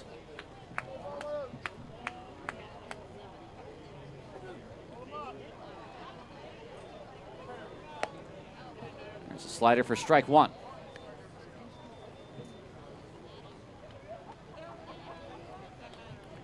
We've cooled off here at Raimondi.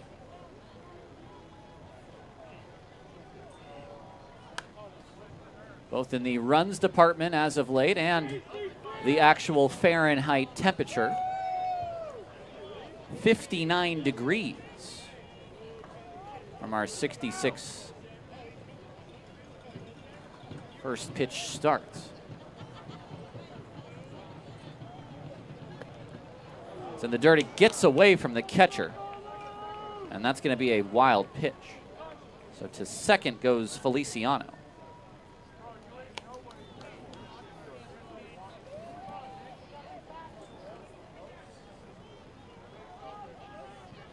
By the way, 59 degrees in Fahrenheit is in Celsius. Anyone? 15. 17 was closest in the press box. 1-2. That's out of play.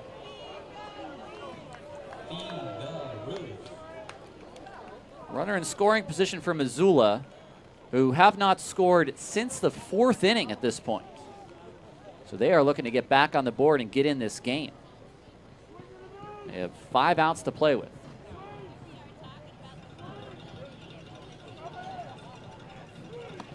That breaking ball didn't come back.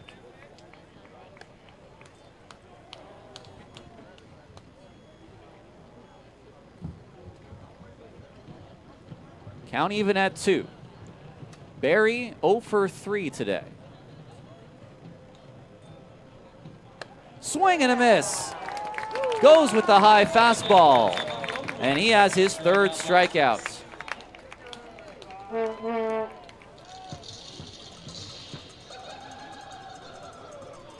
That's 10 Ks now for Ballers pitchers. The shortstop, number 12, Jeremy Piotkovich. 7 for them last night. Here's Jeremy Piotkovich, the 9th place hitter.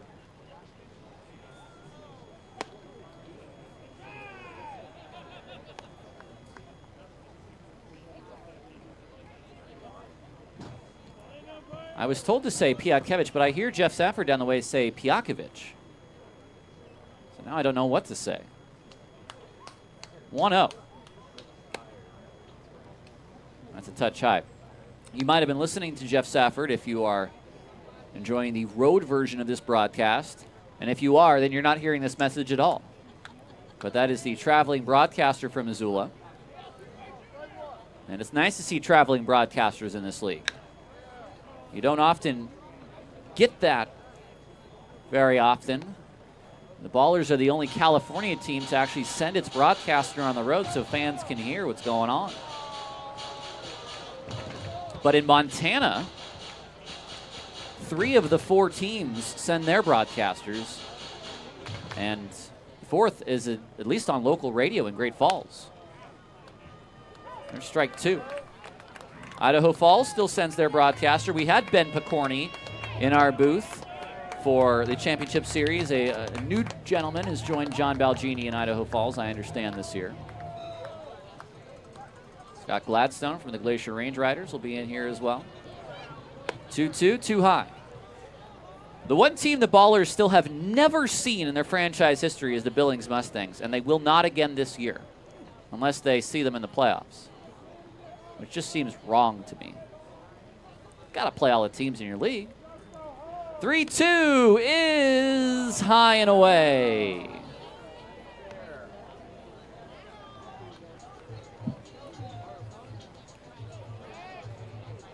Piotkovich only listed at 5'8", so he is going to take a lot of balls.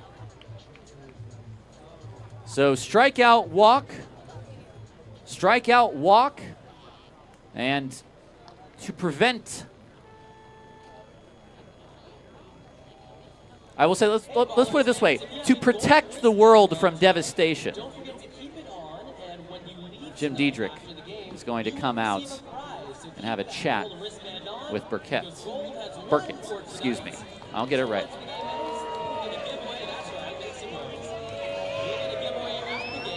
In the 13-8 ball game, 5 runs, you've got some to play with. There's no doubt about that. But you don't want to give up what you have in the hand.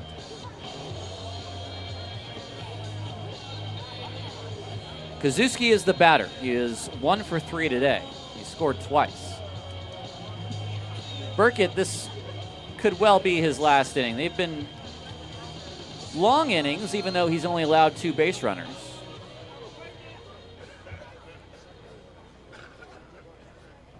This will be pitch 44. Grounded toward first. Ibarra to the bag, and the inning is over. To the bottom of the 8th we go. 13-8, Oakland leads.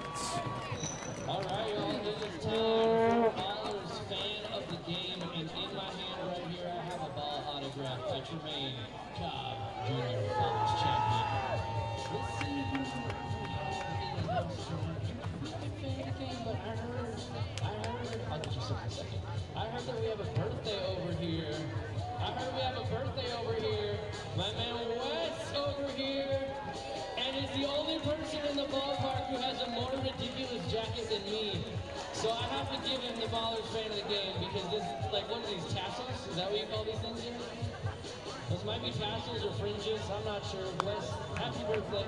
Thank you for coming to the end. Yes, classy move, Wes. Go ahead. Yeah, that's right.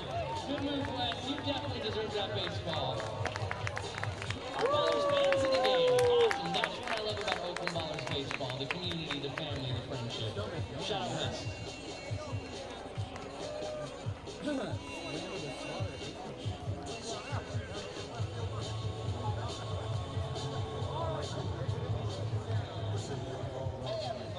the Oakland 68 Strike Crew, and we're going to teach you the "We Love You Oakland" chant that we do after every single time the Ballers score a run. It goes like this.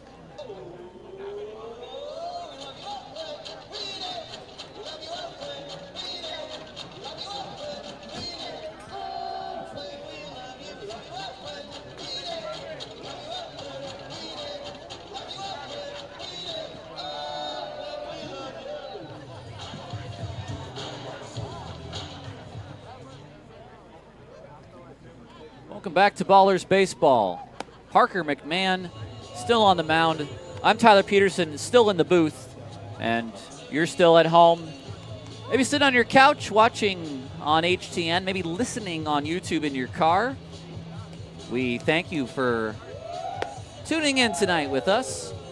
Our next YouTube video broadcast will be this Friday, and that is brought to you by Ashby Lumber. Here's Noah Blight. Leading off the 8th for the Ballers, the right fielder number 27, Noah Blight. Blythe 1 for 3 with his first home run, a 3-run shot. Sends that a long way foul. Let's begin the 8th. A right-hander warms for Oakland.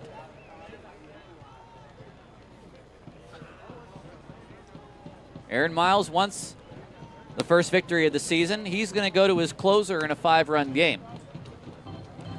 That closer is a man who rejoins the Ballers after an outstanding season in the Atlantic League, and that's Braden Nelson.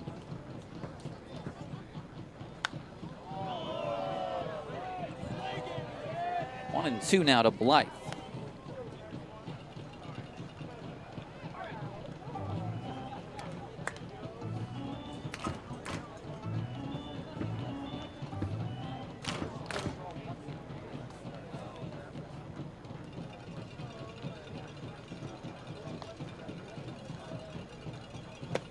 Swing and a miss. Blythe overmatched that time. And a 5th strikeout now for McMahon.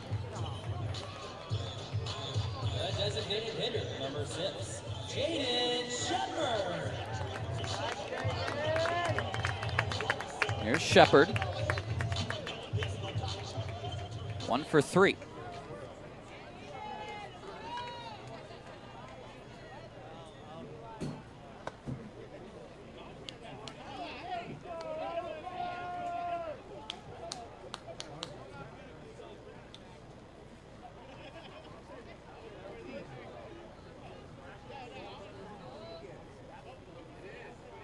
The 1-0. It's in the air. Stone to give it a look. Heads up over there on the concourse.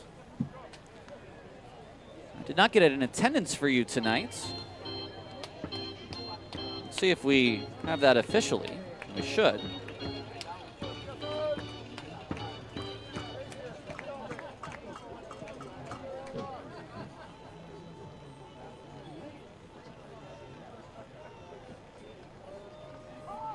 Now time at the plate.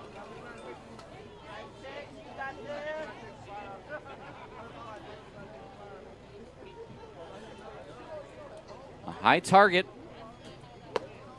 He hits the spot. It's strike 2.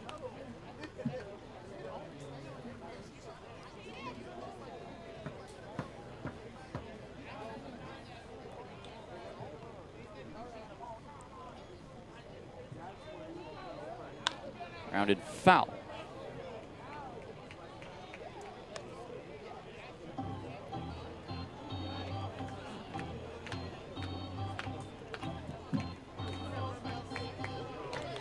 Ballers 3 outs away from their first victory of 26, and they'll have at least a 5-run lead.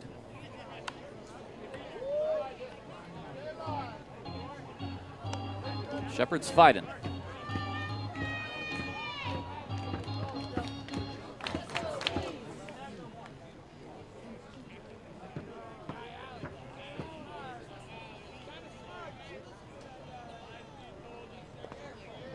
Easy take there. McMahon is going to get quite a few pats on the back tonight. 67 pitches once he throws this next one.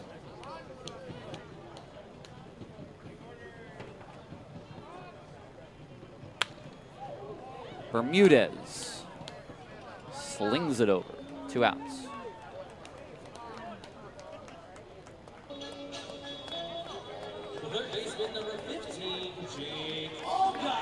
Here's Jake Allgaier.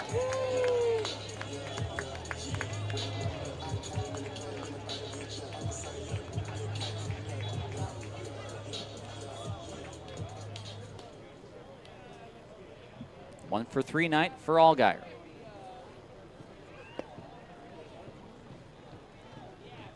The conclusion tomorrow in what we as Ballers fans, as an employee for myself too, hope will be a rubber match. Be a 6:35 start. Nick Bautista will be on the hill, who played for the Paddleheads last year.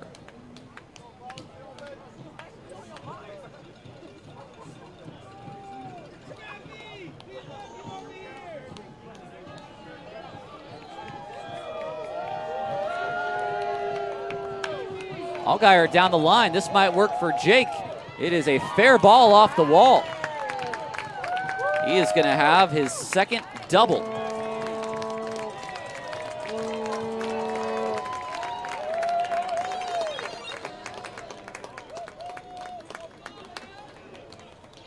The second baseman, number 23, Nick Leahy.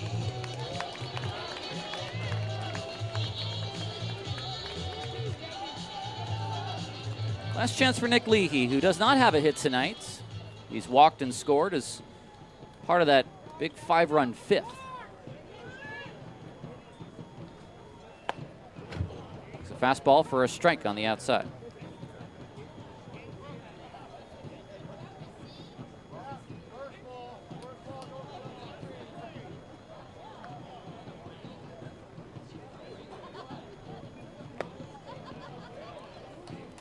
One and one.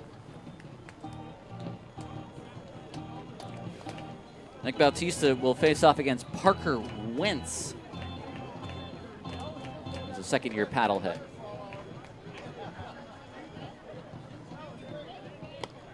Swing and a miss, a chase from Leahy there.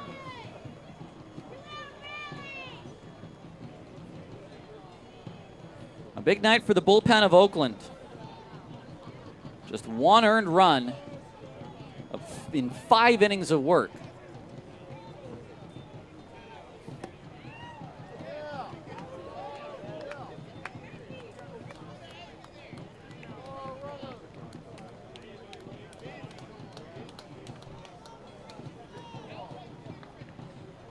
2-2.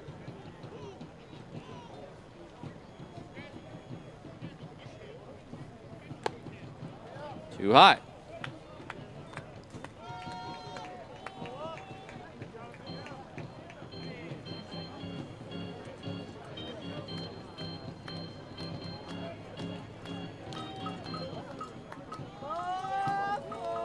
McMahon of the bullpen has thrown more pitches than the starter Jackson, as that's fouled away. Jackson was at 67 pitches when he was taken out, and this will be pitch 77 for McMahon.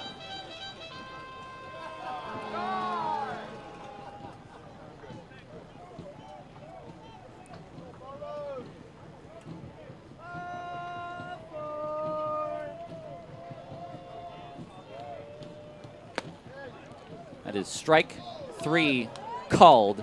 The inning is over. 3 outs away from a victory on this Wednesday night as we take a break. 13-8 Oakland.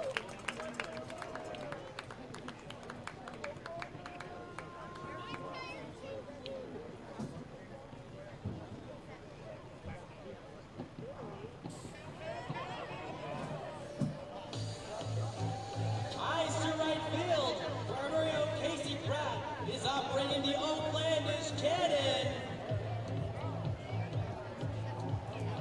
So if you're in the right field bleachers, you can get some free stuff. Make some noise.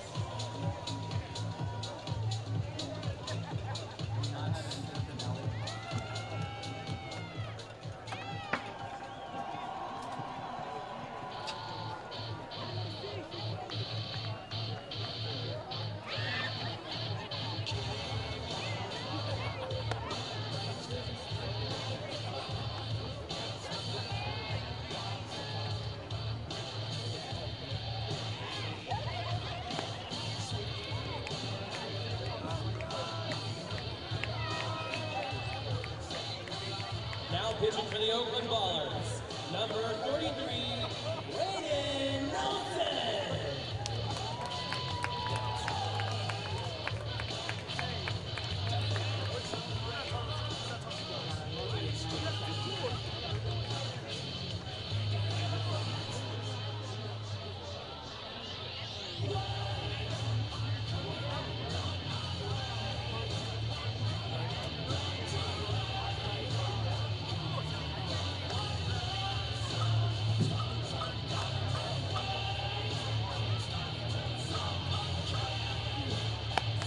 Top of the 9th, the Ballers leading 13-8.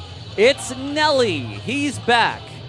Raiden Nelson, the closer from 2024, when the Ballers made the first playoff run of their franchise. He takes the hill again here in 2026. With Oakland in 24, he had a 3.64 ERA in 22 games with 4 saves. In Long Island last year, facing former Major League hitters, a 3.60 ERA with 6 saves in 51 innings. He'll face Klemp, Bermudez, and Stone, who will be trying to put a dent in this 5-run lead for Oakland.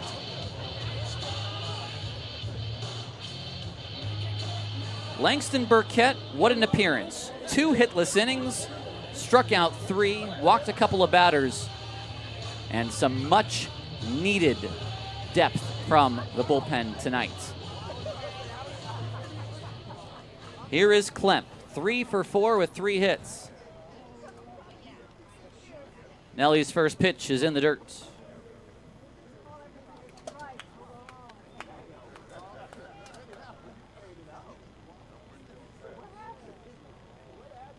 Not a save, but a finish is needed. Fastball 92 on the outside corner. Sinker, cutter, sweeper. That's what you'll see from Nelly. Changeup, 4-seam every once in a while. Too low.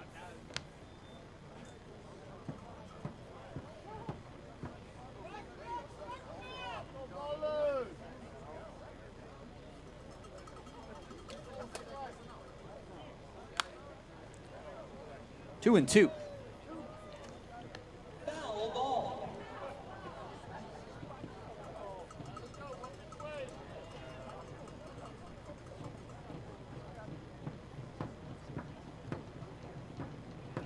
Set on 2-2.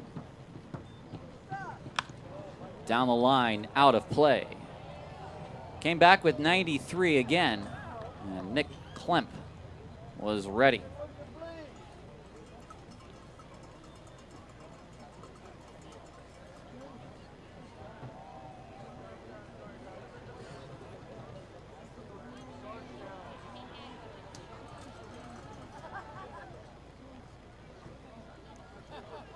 Two again to Klemp. Nick Leahy. 1 out in the 9th.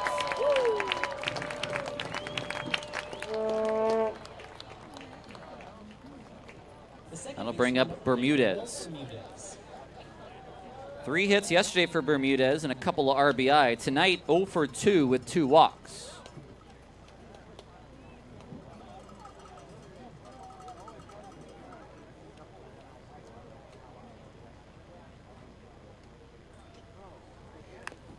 Fouled back.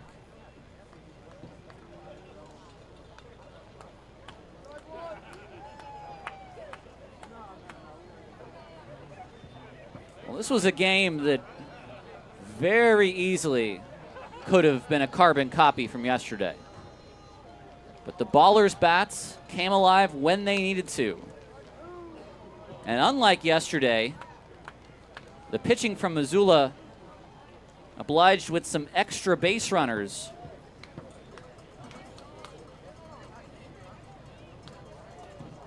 For the game, they were walking a total of 9.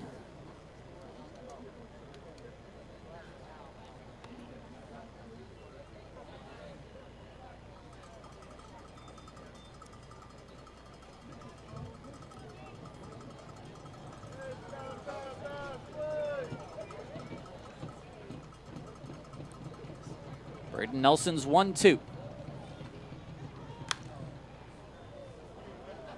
It's one of the better hit balls by Bermudez all night, but it's out of play.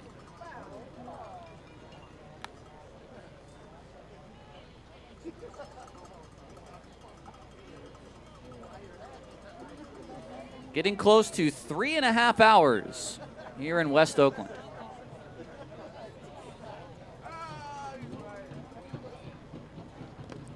That's in the dirt. Got a piece of Poss, but not Bermudez.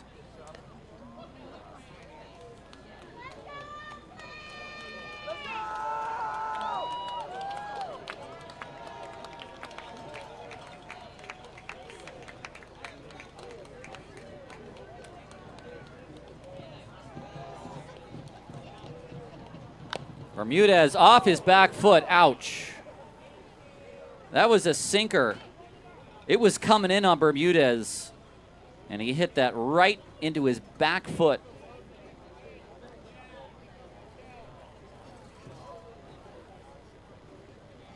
And you hate to do that anytime, but as a little end of the night kiss off the leg.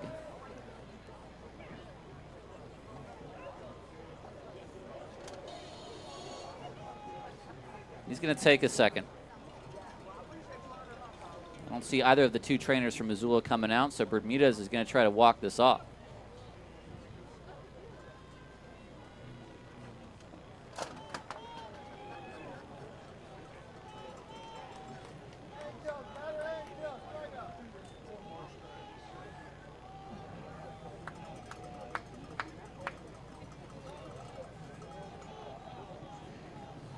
A 2-2 again. Grounded. Leahy charges. It's got to happen quick. He can't get it.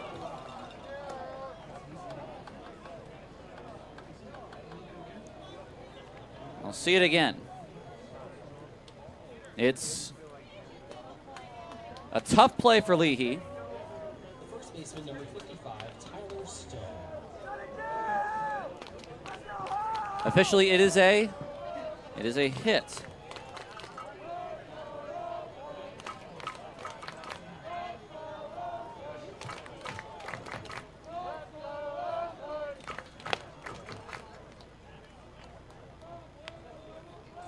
want to know.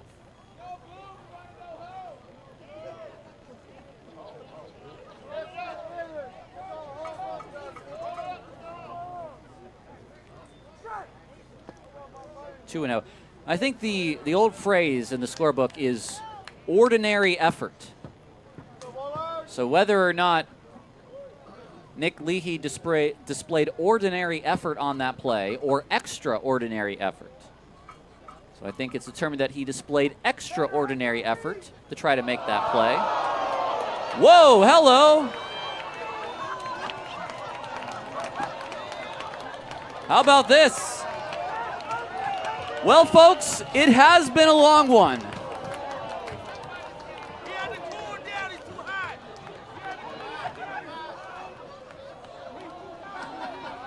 And I guess the sprinklers are set for 10:08.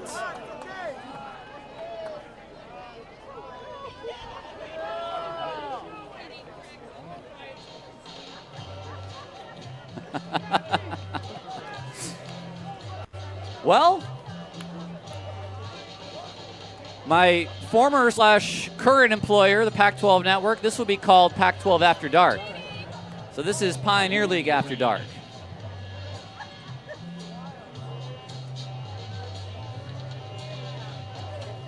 Heads up, Jake, at third. You're about to get sprayed. There we go. Oh, only for others to turn on. Now, the ones on the infield turned off. The ones in the outfield have turned on.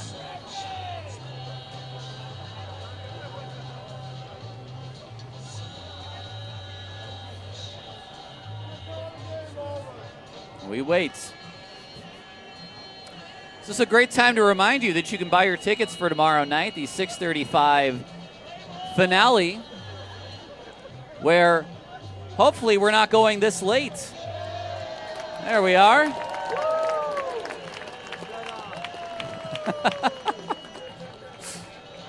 that was our water show. Thank you. Well, I'll say this. One player who is not amused by that would be Braden Nelson on the mound, who is in locked-in closer mode. I think Will Bermudez at first base found some humor in that.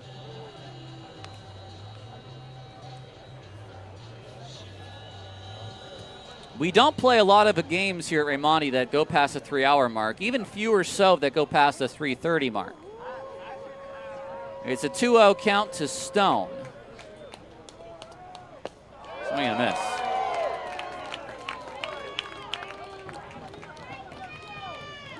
Now, a ground ball might pick up a little bit of moisture if Stone hits one.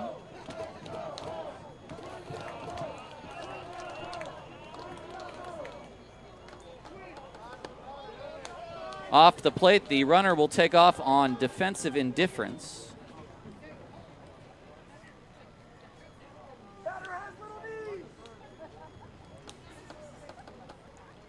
It's a 3-1 to Stone.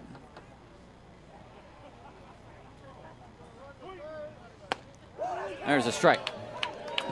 Well, I got to say this. Hey, don't take him home with you. Missoula still has 2 challenges left. The Ballers took a challenge home with them last night.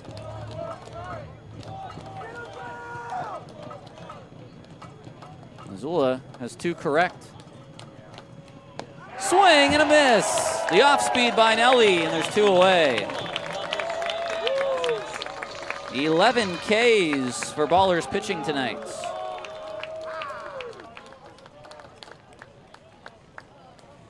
The last man, potentially, Xavier Casarilla.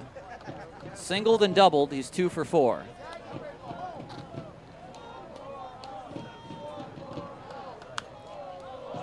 First pitch.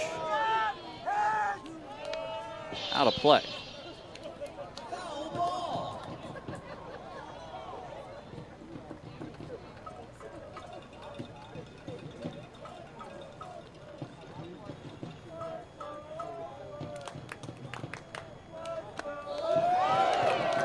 Oh, and 2.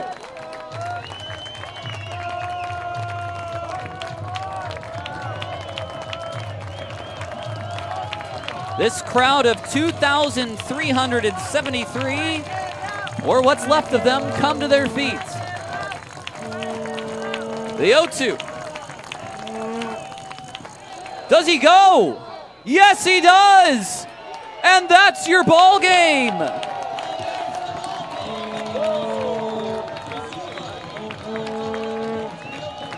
It took a while, but the Ballers have their first win of 2026. It's a 13-8 victory over the Missoula Paddleheads. And what a great job to come back in this ball game.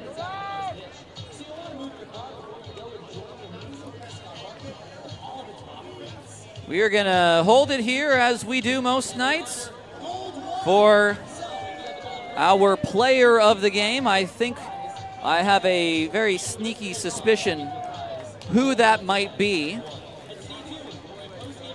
Now, it's been a long game. You might have maybe forgot what has happened tonight. But our Proposition Chicken player of the game will soon be announced. What a job by tonight's bullpen. 6 innings, just 1 earned run. And some great work. We're going to wait. Casey's not looking at me. He needs to turn around and look at me. Our player of the game is down on the field.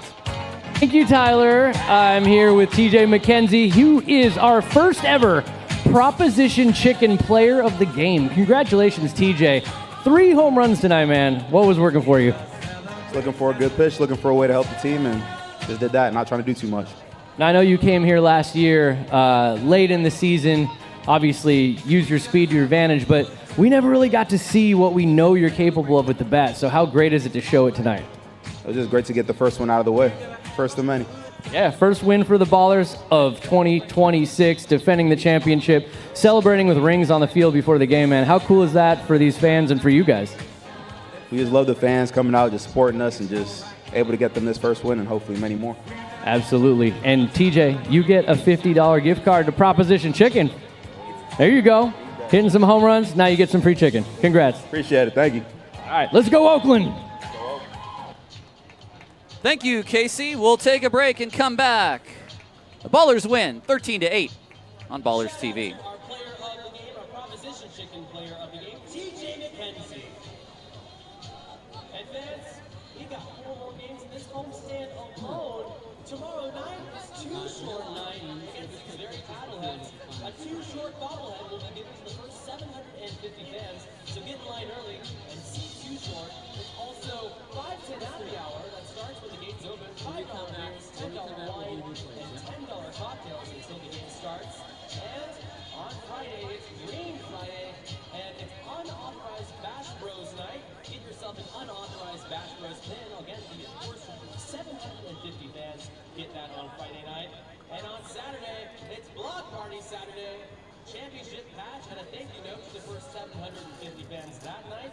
And Big Abe is making her scrappy anthem and official home run song triumphant return to Ramondi Park. Be sure to check that out. First pitch is 4:35 on Saturday. And Sunday is Toy Story 5 Day. First pitch at 1:05 and a team photo for autographs for the first 1,000 fans. The kids get to run the bases after the game, and all the players on the Ballers will sign autographs for all of those kids afterwards as well. It's an exciting weekend of baseball coming up at Raimondi. We want to see each and every one of you there. This is Stark and Sorry, signing off from all of us here in Oakland as part of our Ballers fam. Good night. Be sure to drive home safely.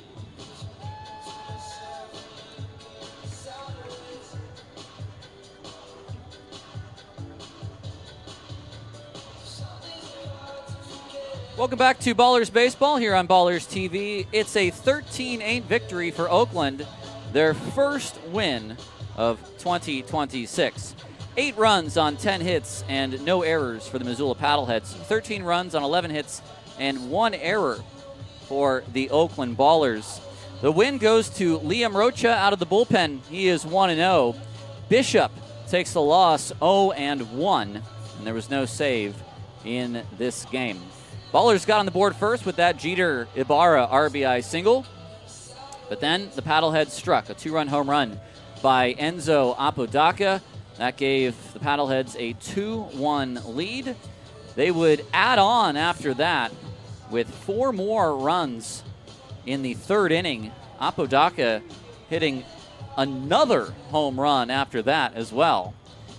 But the Ballers were able to respond, unlike yesterday when they got down early and kind of hit a couple home runs, some solo shots. Weren't able to do a whole lot. But TJ McKenzie hit his first of 3 home runs in the 4th, a 3-run home run for Noah Blythe in the 3rd, a 3-run shot from McKenzie in the 5th, and then a 2-run shot in the 7th. The Ballers never looked back after the 4th inning. They scored the final 8 runs of this contest, and the bullpen, what a job by them, as Aiden Rissy was only able to go 3 innings.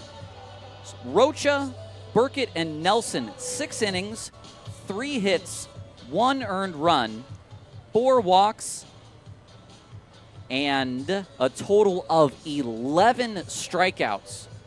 So they certainly deserve the credit tonight, as does McKenzie for his efforts.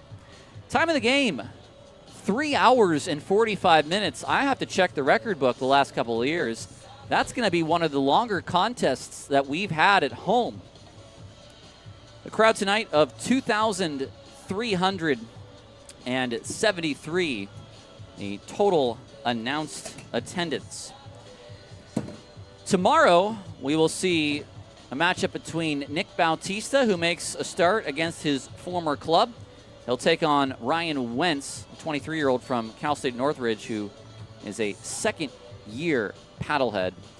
We'll take a break. We'll come back for one final segment, wrap up the scores on the night before we send you on your merry way until you have more Ballers baseball tomorrow.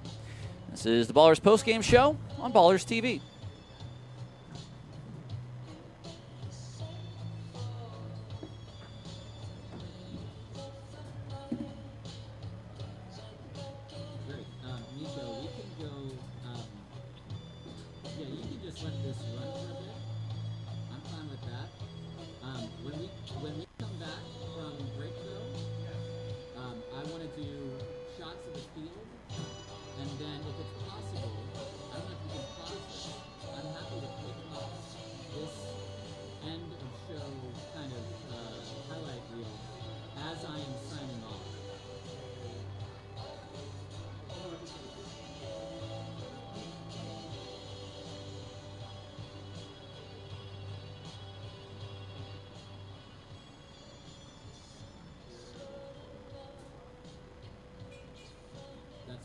Yeah, if you can't run this after you switch cameras, that's totally fine. And we'll just do the wide shot.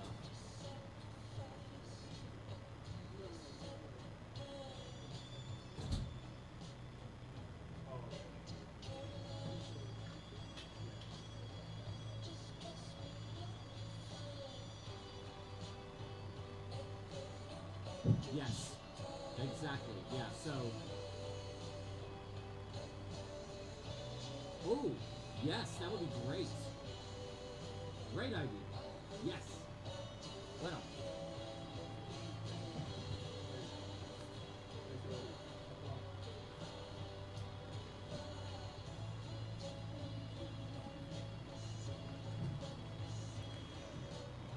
Welcome back to Raimondi Park. Let's wrap things up.